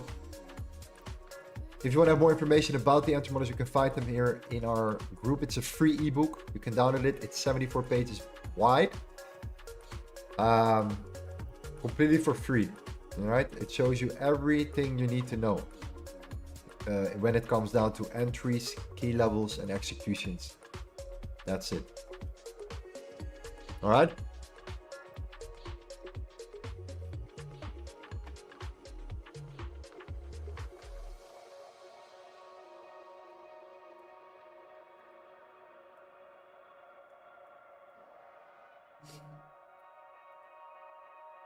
Let's see what happens if silver takes out this high.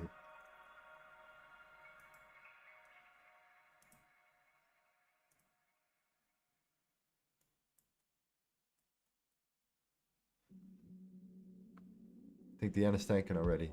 Oil is moving. For the people that are still in oil, oil is moving, G's. Congratulations.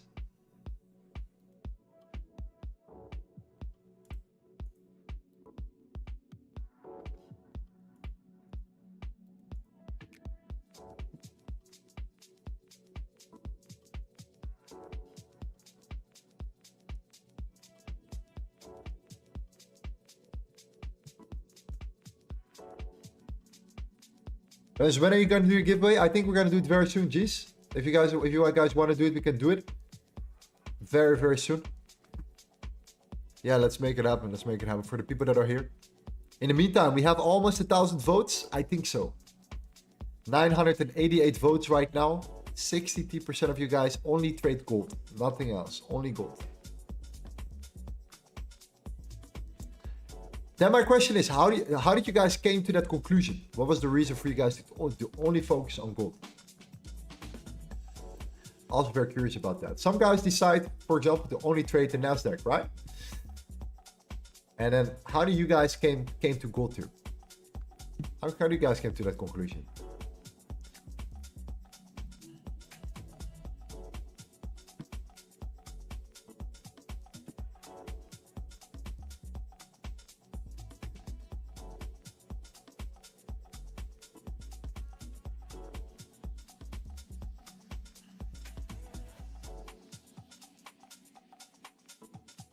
Because I prefer to trade lower time frames, so I focus on one pair is the best, average daily range and payout per pip. They say that gold is easy. Good one. People are attracted to the volatility. It's like taming a wild horse. I completely agree to that. I think that's what attracts most people to trade gold. It's the volatility. It's the consistency in volume, right? And like, you know, volatility at least, right?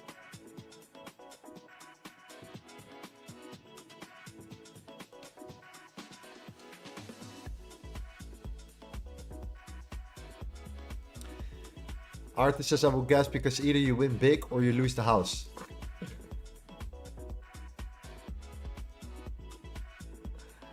Yeah. All right, 2024 first reaction. Yeah, look at silver. Look at silver. Look at silver.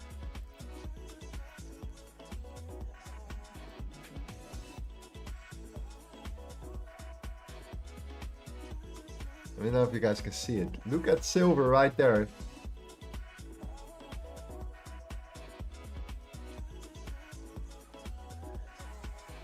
Yeah, silver has done it. Shout out to silver. Shout out to silver. All right, boom.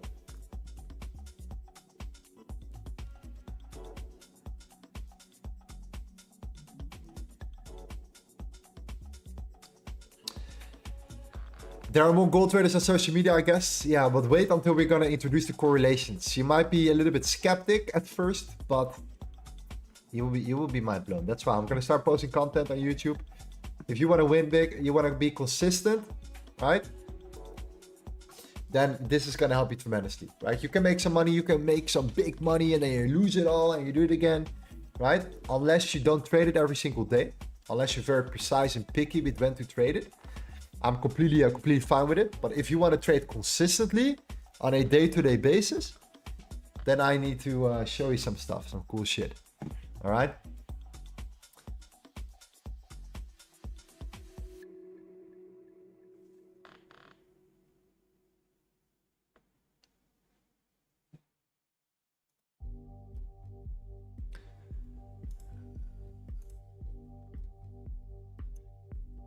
So yeah, let's do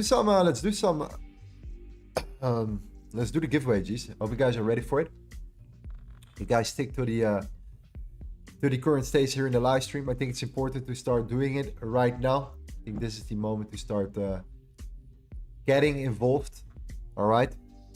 I do think that this might be the moment. If it's the 2024.7, I think this might be kind of the interesting moment for gold to see if there is potential. I do take consideration it is the hourly. I would not be surprised if it does. I don't see any clear entry models for myself yet at the moment, but this might be an overall view of right now a potential flip here. And I'm saying it earlier, and I have said it already. The 2024 might be that exact level, but we're gonna see. Right, silver took out the initial highs here. We're still holding up quite well, but you can see that silver just took out the highs, if you see that. And you know, sometimes when you take out the highs, you want to wait for all the instruments, all the precious metals to do the same thing, to then start looking at a reversal play potentially. Right, so now that silver has done it, right, now you can start talking. For example, platinum already did it before. Right, platinum already took out the highs. Palladium already took out the highs. The one that didn't was silver. Okay, that's why the fact that silver is doing it right now might be very useful. So that's a lesson for today. Silver might be very important to take in consideration when you're trading gold as well. Not just gold. You don't have to trade silver, right? You can look at silver to see what's happening on that chart to make a decision. Okay. So yeah, let's do the giveaways, G's, one more time. What are you gonna get access to? You're gonna get access to the live trading floor. We're here with the guys right now. You can see we are hanging around with around 100 guys here in our group currently on average. Sometimes more, sometimes it's less. It depends on the market, right? So right now, the guys are streaming here. Shout out to the Borsha, by the way. Great that you're here streaming. We have a trading floor. We're taking trades every single day in the trading floor. Every single day, we are looking at all kinds of markets and we trade together live. All right, that's part of the VIP. We also have our series explaining exactly, what we're doing here. All right, it's more than just what you're seeing on the YouTube streams, of course. Right, it's the whole series, and it also comes with the fundamental package that comes along with it. A lot more fundamentals will be discussed. I believe the power of trading will be the understanding of fundamentals to then become biased, to then start trading it based upon your technicals. That's where I believe you can gain an edge, right? That's why we can utilize this. So, most importantly, right, it usually costs $200 a year, all right, which is already very cheap. It's not 1,000, it's not 5,000, it's not $100 a week or a month or $50 a week. It's $200 a year. It's practically a joke. Well, that's why it's good for giveaways sometimes. Anyways, okay. So let's make that happen. We want you to be in the trading floor with us. We want you to trade and take trades every single day. That's why we're doing what we're doing here. And look at gold here. Look at gold potentially setting up already. No clean entry, but this might be interesting, guys. Keep a close eye on it. All right. Let's set up the night budgies. This is what we want to do. We want to get you guys involved. And what do you need to do to join? You need to follow me on Instagram. This is my new Instagram account. I want you to be there. I want you to click on that link. I want you to follow me. We're going to put some nice content on there in the future as well here. So yeah, check it out. Follow me on Instagram. And then let me set up Nightbot right now. And let's see what we can do there.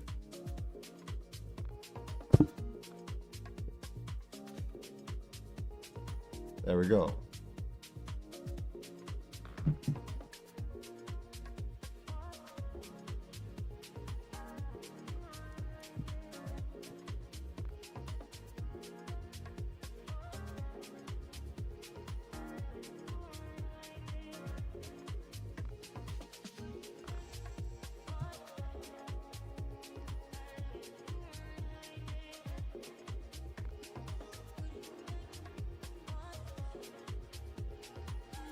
There we go.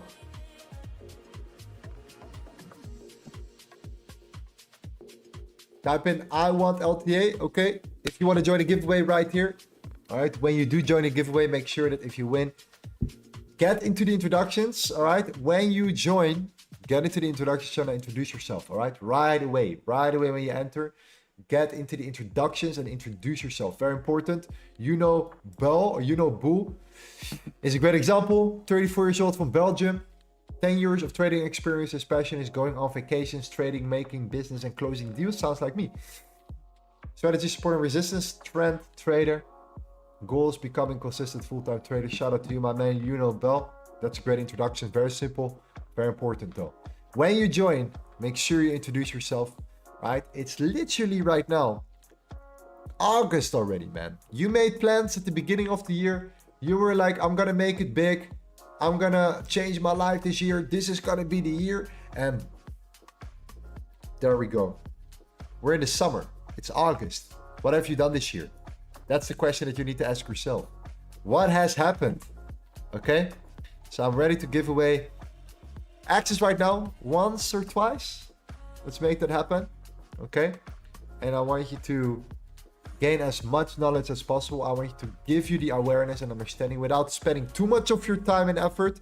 All right, that's why we're providing you with these incredible tools you're going to get access to if you're in a group later on as well.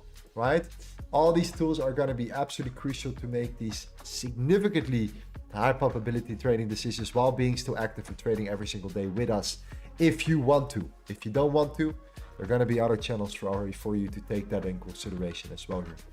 So your decision, do you really want to still make it happen this year? A lot can happen if you focus for 6 months, man.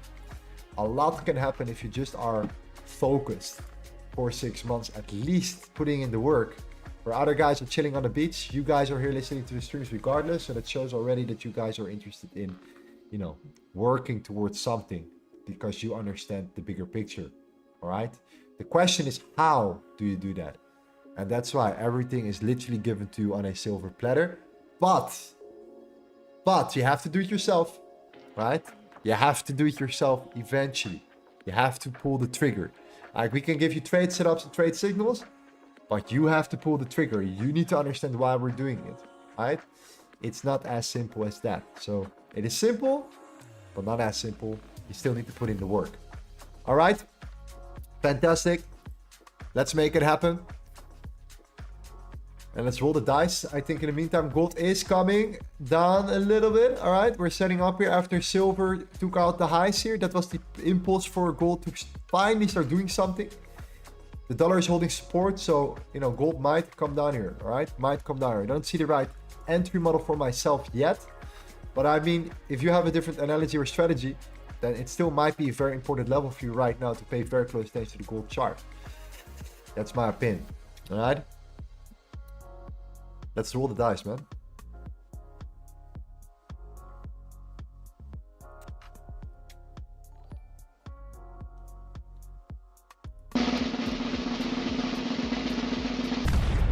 Ooh. My friend Nero. My friend Nero. Is he already in or not? I'm not sure if he is already in.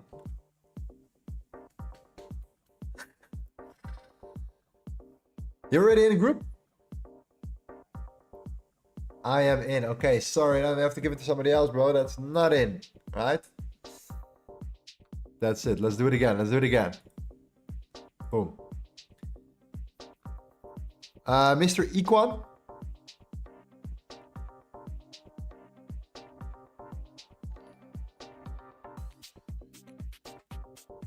Congratulations, G. Let me know if you're here. You've been selected. Congratulations. Shout out to you. What you need to do is open a customer support ticket in our Discord. Get in. All right. Click on the link. Join our Discord, number one. Get in. Open our customer support ticket. And then once you are in, get into the introduction channel. Right. And introduce yourself. So when you join, introduce yourself right there. Very important. Okay. Let's roll the dice one more time.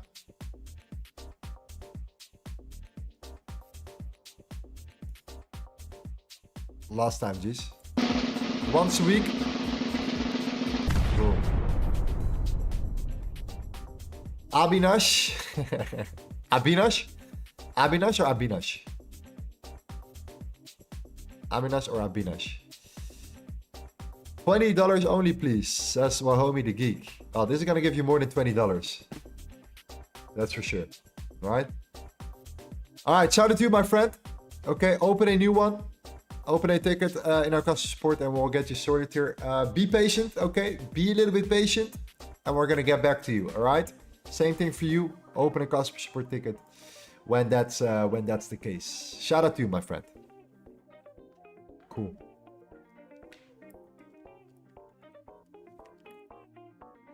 For the others, no worries. When you join, you know, do your introduction and you know, if you cannot afford it, I mean, depends what your priorities are, but if you can't, then be patient, man. Next time we're gonna do another giveaway later on. We're gonna do more giveaways. We're giving away so much in our group as well. We have given away challenges on this channel. We have given away money. We have given away access to our group. We have given away a lot of things on this channel right here at this particular moment. Okay.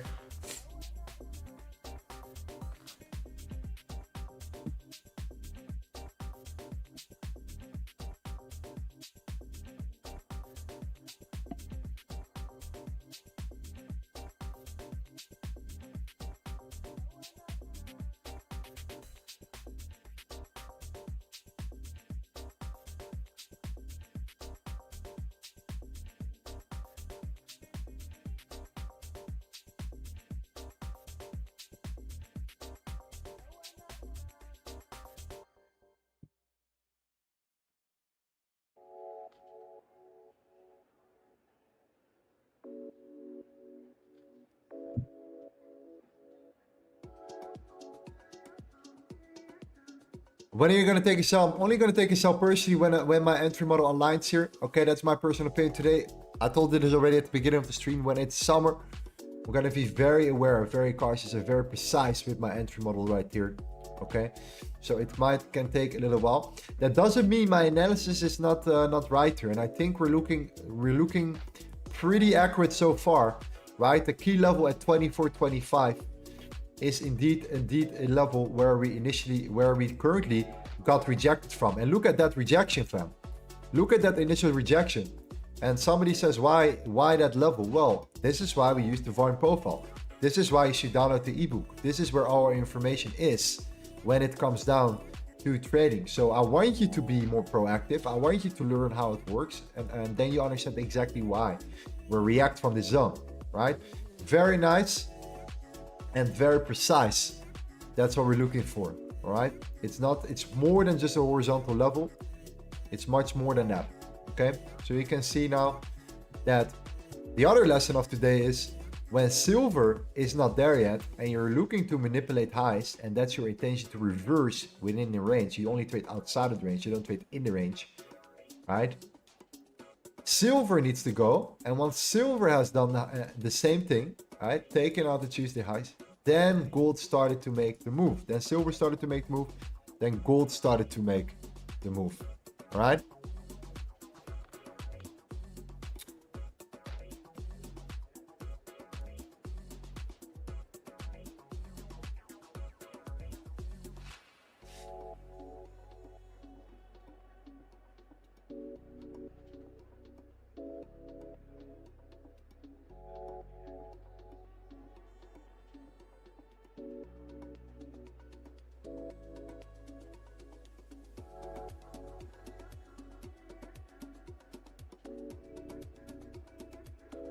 Let's see how big this move is around.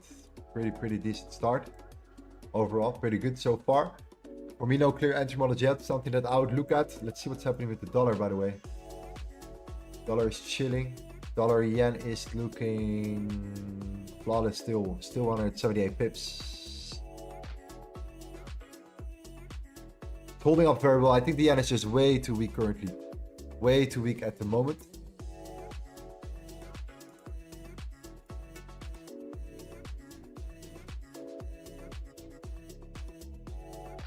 So it's holding up very nicely, So how do you change it up to pips? Yeah, I only like to look when I trade currencies. I like to look at just, you know, I don't like to focus on the money too much because if that's, I've done it before and it can really, you know, play a massive, a big factor. So I like to look at pips or percentages when I trade on TradingView, specifically the currencies, because it's more of a set and forget strategy, right? Rather than just entering like that. So I know, okay, I'm up 1.23%. My target is 2%. My stop loss is 1%, right? Simple 2-to-1 play. Very easy money. Only risk 1% though on this one right here.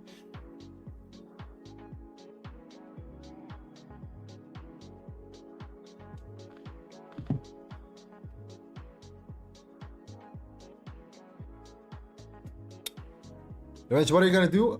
I'm gonna wait for this 30-minute closure to see if an entry model occurs. If there's no entry model, then I think the direction might still be correct, but it still takes more time for my entry to play out, if that's the thought process right now. And yeah, then I'm gonna leave it at that for today. It is summer. Price action has been very unstable, so it's a specific condition where I'm only gonna look for my A+ entries. That's beside the analysis though. That's beside what we're looking at now, is the potential reversal, which is starting to show very good signs though.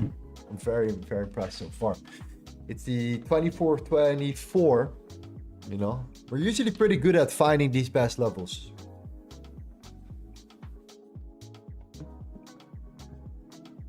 So yeah, I'm waiting for the 30-minute, and then I see internally if there is a chance for me to enter, or I have to wait a little bit longer, and if it makes sense, and then I know for myself if I can enter right there. But yeah, like I said, the trend is your friend until the end. Until the end of the band.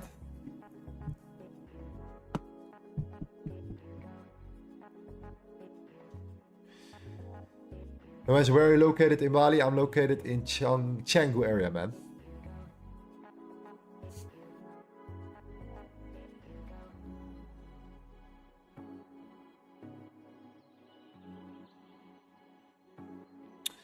If you really want to step up, Connor says, if you really want to step up your trading career, you would not wait for giveaways for opportunity to join the LTA. I agree. I mean, the guys made their money back in the first day. Well, only if you have money. If you don't have money, then of course you're going to wait for giveaways.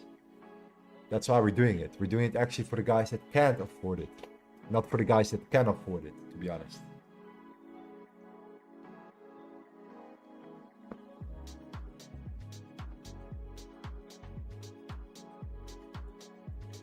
Just a curious question. Did some guys already enter the short?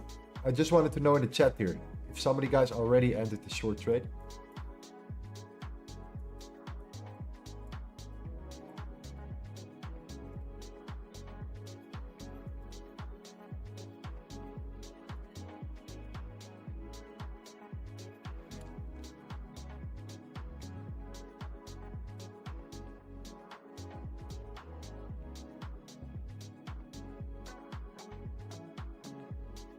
Alright, cool.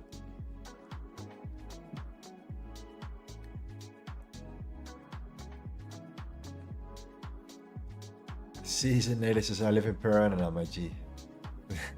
Damn, bro. Where from? Where from, my friend?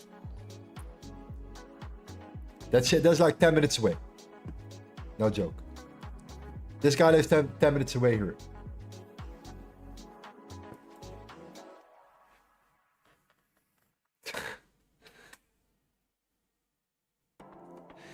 See, it said, looks like I'm not getting an entry today. What about you are, you know, making your decisions there? I told you the reasons why. I'm focused on what I'm focused on. What about you do your own research? I'm giving you the best analysis here. I'm telling you, if I find the best entry model for myself, I'll take it. I'll take it any day of the week. But this is the current gold price action in the summer, so I'm very precise with my personal entries. But some guys are more aggressive, so if you are more aggressive, then this is still a great play. Depends what you prefer. Depends what kind of trader you are in this case. And you know, the silver thing, right? The correlation thing. Maybe that's also a nice lesson today. The precious metals, silver, platinum, palladium, and gold. When these things are all aligned,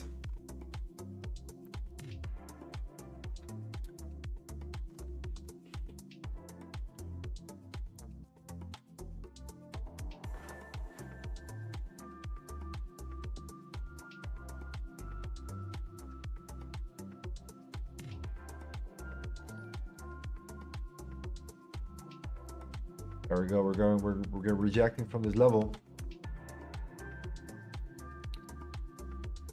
So right now, currently 30 minutes is closing in 5.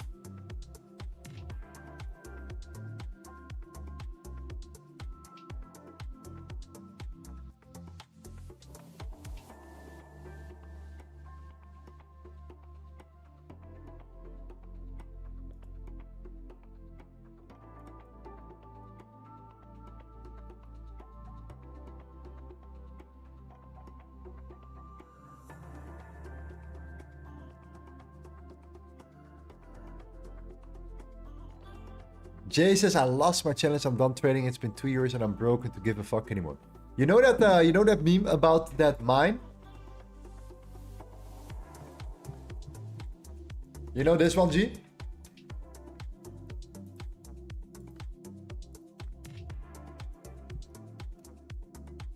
Have you seen this one before?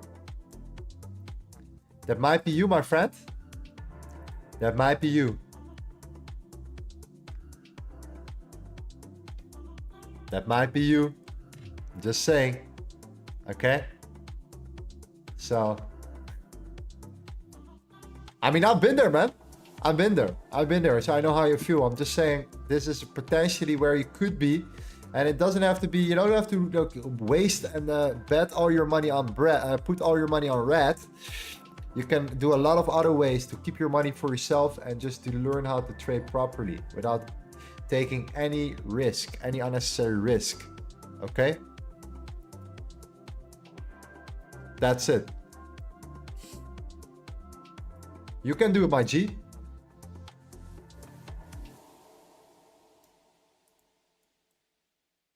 You can do it. You can do it. I'm certain you guys can do it. And that's why my goal is also as a trader is not just to only start trading on the YouTube streams in the long term, right? I'm not going to be a YouTube live trader in the long term only, right? I don't know how many trades have we done live. 450 trades live on stream over the past 2 years. And that's not my end goal. My end goal is to evolve as well, to innovate, to evolve as a trader, right? And yeah, I can guarantee you, my friends, right now, currently, if you are feeling the need to give up and you're almost there, you're almost in like that zone where you're like, man, I lost the challenge again, I'm done with it, I'm so sick and tired of it. That's usually the point where you have to sit and tell yourself, you know what, I'm not a fucking loser. I'm just gonna make this shit happen. But I need to understand and I need to change something in order to get there. So sometimes you have to go down to come up again. Sometimes you have to go to your deepest lows to find your highest highs. And what tends to happen in this game is that people tend to not appreciate the highs as much, but are obsessed with the lows. Same as winning a trade. People are extremely, happy with a trade for a second. But yeah, it's cool. But that one loss changes everything. That one loss is where things go wrong. Right? That one loss is where they screw themselves eventually.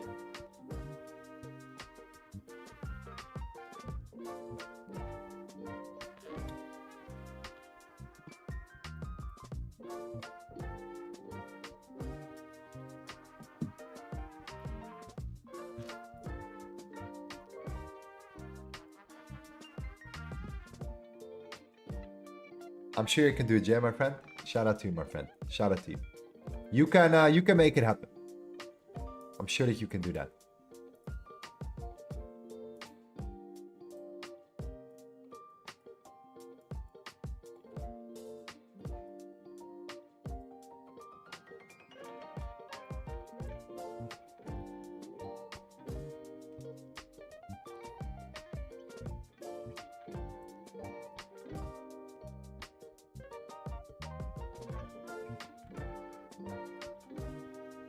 Yeah, for sure too.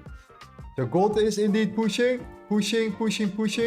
down right now. That's good for me. I hope guys, for you guys as well here. That exact level, the 24. Now, if you ask me, how did you find that exact level? Well, we took the swing, right? We took the swing of that whole range. So if you have the understanding and if you have downloaded the ebook, then you'd have known exactly what that level is about, which is the swing levels, all right? I don't know why I called it fixed, by the way, because it's actually not a fixed level, it's a swing level. It's the swing POC, and it's the swing very, very low. I just realized this right now. You take the swing, you draw the fixed range volume profile from the top to the bottom, right? From the high to the low. In this case, this is your high, and this is your low, right? You draw it from the top to the bottom and you get a bunch of information. And it's said that within the whole swing, the 2424.67, that's the level where most volume was traded. So the most orders were, the most ticks happened, the most orders were executed at that exact level. So when price pulls back, right, into that red line, that's the POC, the point of control. That's where, you know, you saw that initial, you know, rejection happening, and it makes sense when you're in that swing. All right.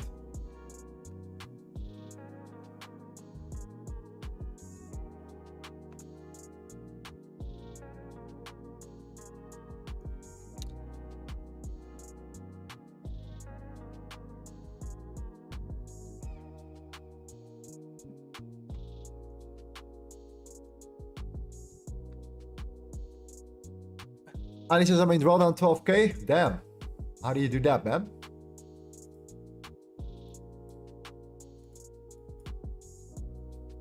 How did you do that? How did you do that? What about your entries? Well, the only entry I'm looking for are my A+ setup entries. My analysis can be completely accurate here. The closure has just happened now as well here. The 30-minute closure has been closed below. But the only way I would enter if, you know, if you would actually start breaking it, I would actually start breaking lows and then pull back, then I would be looking at entry models myself and taking trades myself as well here. In this example, not sure how long this is still going to take, but I do believe in the chance of continuation to the downside right now after we have swept, not swiped, we have swept the highs here, okay? And yeah. I mean, for the aggressive traders, you know, the 2424 was indeed already that initial entry. But yeah, it depends if you are an aggressive trader, if you look for the confirmations trader. In my opinion, throughout New York right now, price action in midsummer, you have seen how choppy it is. The best way is to be very precise with your entries. That's my personal opinion, to be very patient. So yes.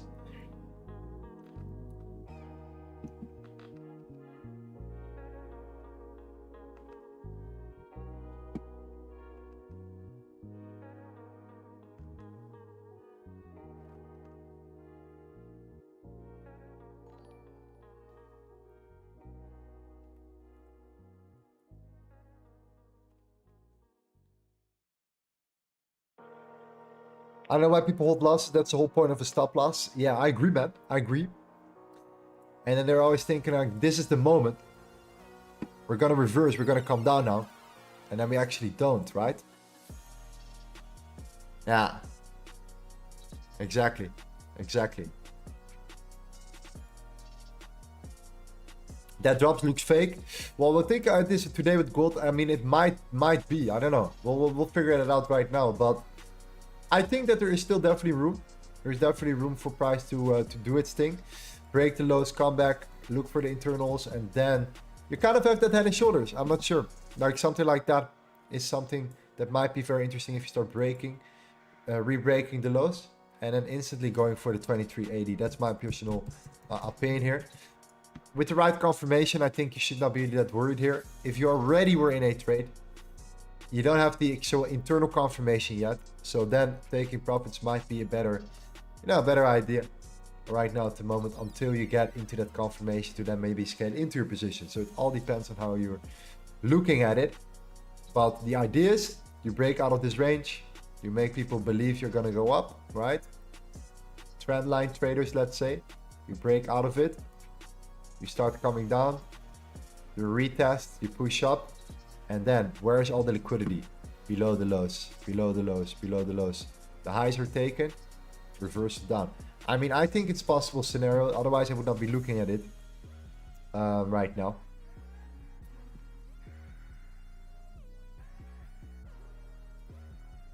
But for my personal entries throughout these sessions, it's the internals that I'm going to wait for. I'm not sure if it's going to happen on stream, but the move itself is a good sign, right? The initial move here that we've seen from the top to there, it's initially a great sign already.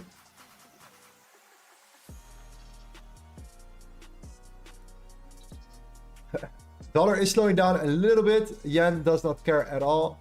Yen doesn't really care. So, you know, we're still holding up really nicely with our trade. The dollar is moving down. But if the yen is weak as well, then there's nothing to worry about.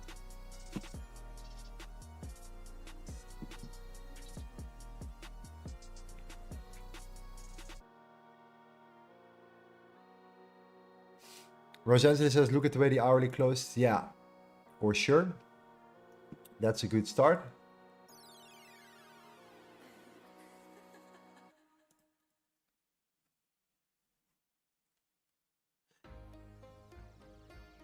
I think sales are going to happen later.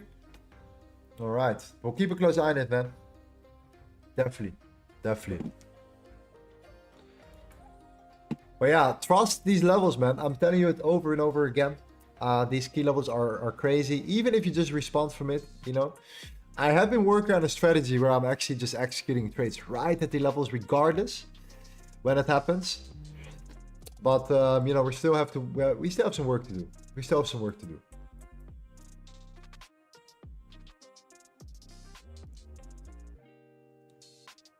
Yeah.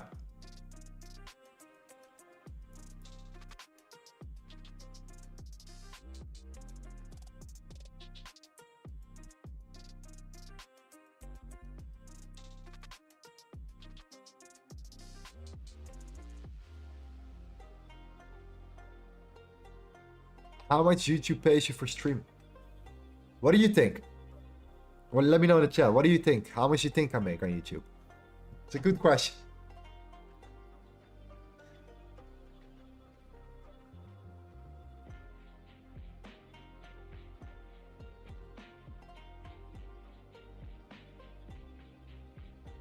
Strictly from YouTube, right?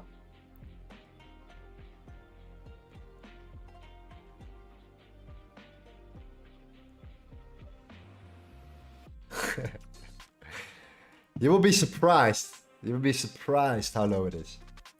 How low streaming is. Streaming is absolutely this. You know, streaming is not gonna make you rich. That's for sure.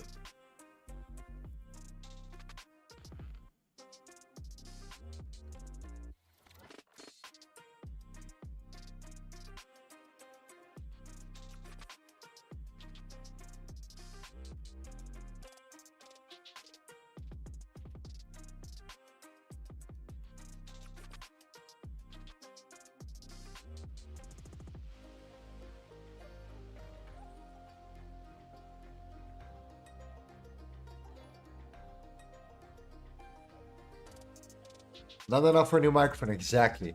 No, it's not as much as you think here. But who cares? Who cares about YouTube money? Right? If you really want to make money in YouTube and you want to get rich in YouTube, then you need to start posting content. You should not stream. Right? Unless you are an you know, a global general streamer, right? Not in a specific niche, trading niche, small niche. You know what I mean? No, man. You're not gonna get rich with YouTube if that's the case. You need to start posting content. You need to start getting millions of views. Then it starts to become interesting. But who cares about that? Who cares about some yeah? That's one trade.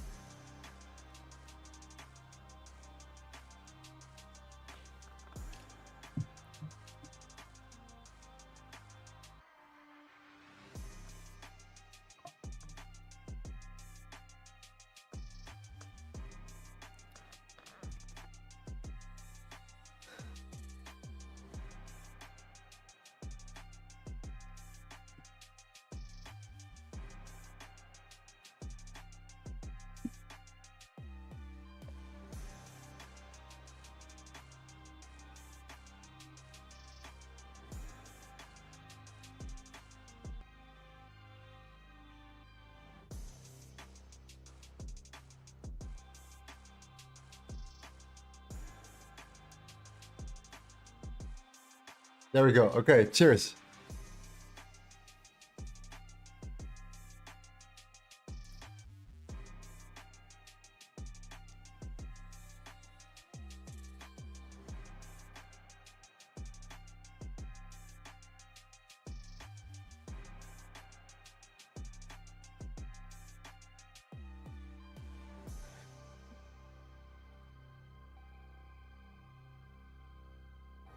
Lorenzo, can I ask you some advice? Yeah, sure.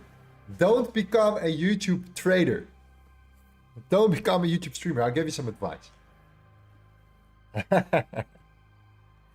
There is a reason why there is only such a small amount of guys that are doing it.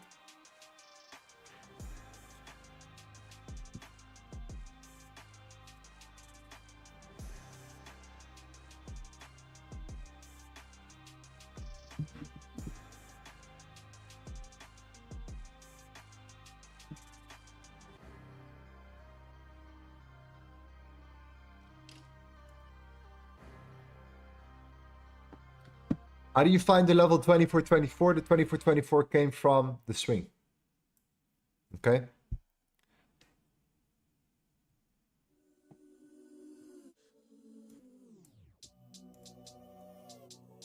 High, low, right? Very, very clean swing. Very nice. A rejection from that initial swing POC. Now, because it's a New York session, I'm only interested in looking at internal trading confirmations and nothing else, right? That's why we've been looking at it. For the aggressive traders, I think some of these aggressive sellers here, I know there are guys that are looking at these levels and they take trades right away from it. They probably did well. They probably did well. But also for these guys, it's important to take profits right now, right? I do think that's critical. That's critical.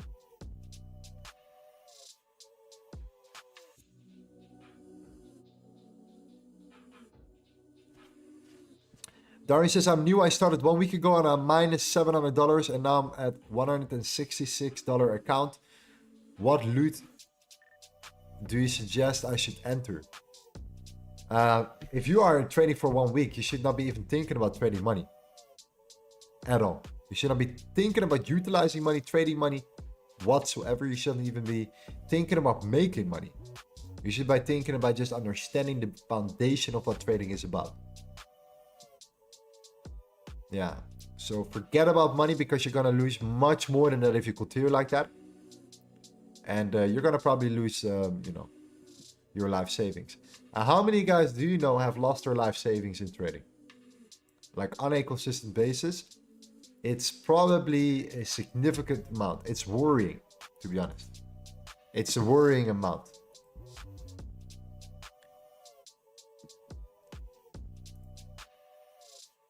It's really worrying.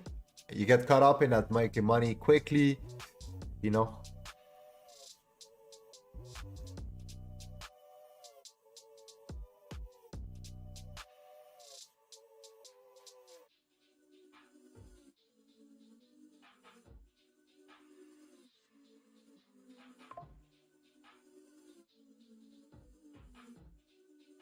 Of course you want to make money, right? I want to make money too. We're all focused on making money.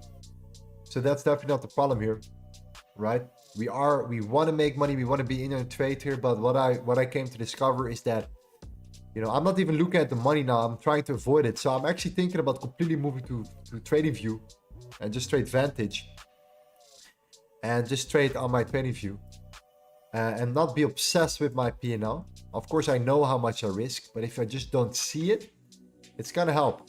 It's going to help. It helps tremendously. I recommend to do it the same. If you can do the same thing and just forget about, the money side of things and put on the percentages, then it's going to help you tremendously, I think, as a foundation. Especially at the beginning, because I think the most guys are only looking for, you know what I mean? They're only looking for making money quickly and not like learning actually how to trade logically, like following the right process at the right moment. That's what I believe. So yeah, anyways.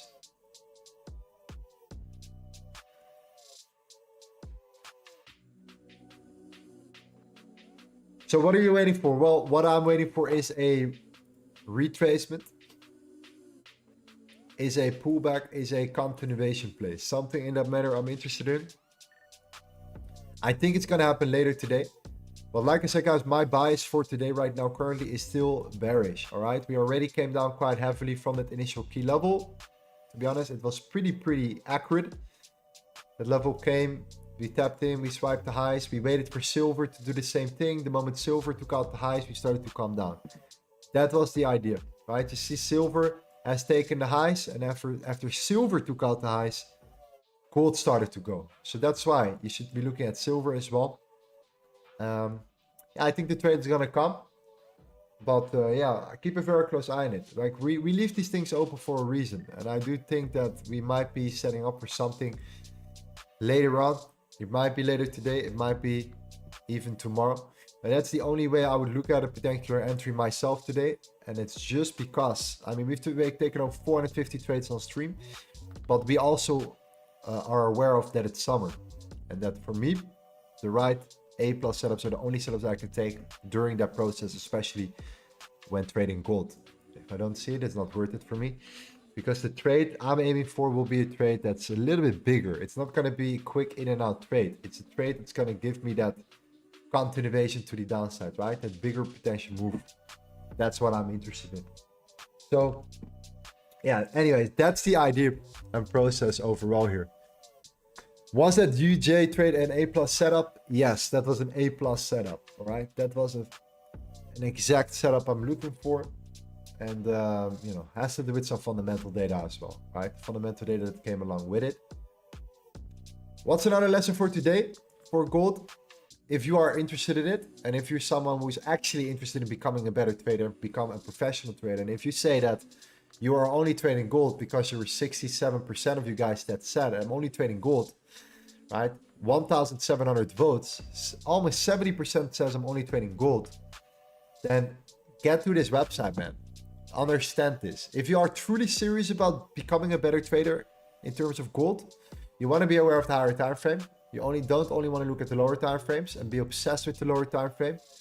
You want to trade the higher time frame, right? So if you really want to be a better trader, a better gold trader, check out the supply and demand statistics, all right, and backtest it. So I will share a link in our Discord. You can join the Discord for free. You can also go to the gold.org website.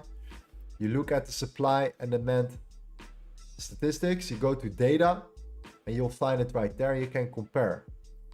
What did the central banks do? What did the investment banks do? Right? What happened in regards to the demand, in regards to the supply? How much more how much more gold has been mined in the last quarter against the previous quarter, right? All that stuff is what you can see there.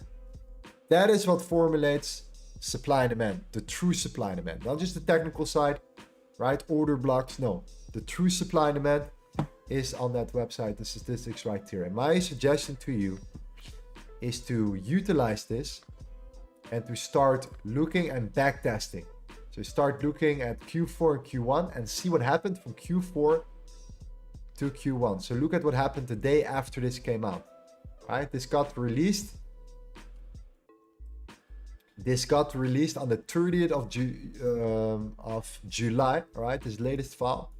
Sorry, this one got released a couple months ago, and you can figure it out yourself when it actually came out. I believe it came out in the 1st of February, all right? Then you look at it, and you can see exactly what the supply and demand data is all about. And then if you start backtesting it, you go from Q1 to Q4 23. Then you go from Q4 to Q3 2023. And you can see it. Hey, again, supply was higher than the demand, where supply was higher than the previous quarter, but also the demand was lower, right? That's also not really that fantastic, let's say. You can start looking at it, you can start looking and backtesting it, and I'm very certain that you start getting there, right? You start getting the hang of it much more and understand the bigger picture. The supply and demand data, one of the most important data for gold, if you are fundamental based as well, okay? So anyways, guys, I'm gonna leave it with that. What I'm looking for right now, like I said, I'm gonna look for short confirmation entries, right? Might keep you updated in our Discord most importantly, that key level played out pretty well so far. It's a good start, good foundation. I'm looking for a bigger trade, right? That's the only confirmation I'm personally looking for throughout this summer, right? The A+ setups. If I want to keep my money in my own pockets, I recommend you to do the same thing. But there are always going to be aggressive traders out there that are going to trade regardless from these levels. And in this case, it paid off. But it's gonna be very interesting. All right, do take into consideration that the lows have not been taken out yet. We are still trending down overall in the bigger picture. And I mean, you know, if gold decides to move up, right, then you know why I was waiting for a A+ setup, why I was waiting for the confirmation of the internals first before taking a trade, right? Hope that makes sense, G's. Good luck and congratulations to the winners of our group right here. We're gonna start posting content on this channel. We're gonna make sure that we update you with much more education, free education. I'm gonna go much deeper into a lot of topics in regards to the correlations, how you can use them, also for gold, not just for currencies, and how you just can improve your overall trading, right? While we're enjoying the summer, and once we're waiting back for the volume to come back into the market, right here, the better. New York sessions right now. Overall, though, it's setting up quite nicely. So, you know, 24-24. Pay very close attention to it. All right. Thank you so much, guys. I hope you had a good stream today. I hope you enjoyed this session regardless, and hope you guys learned something anyways. And again, keep a close eye on it. Internal confirmations hopefully will be there. And if that's the case, I think that we might see that swipe. We might see that move to the downside. I'm very curious to see if it will happen or not. If you get that confirmation, and if you do, then it might be a very nice clean trade towards the downside. But we'll see about that. Stay safe during the summer, man. Don't be forcing. Stay safe. Don't be overextending. And man, we're here to learn. We're here to learn every single day. So take care, G's. Have a great rest of your day. I'm going to see you guys tomorrow one more time. The weekly closure is there. And then, yeah, let's see what's happening, man. All right, G's? Sounds good. Thank you so much. Peace out. Take care.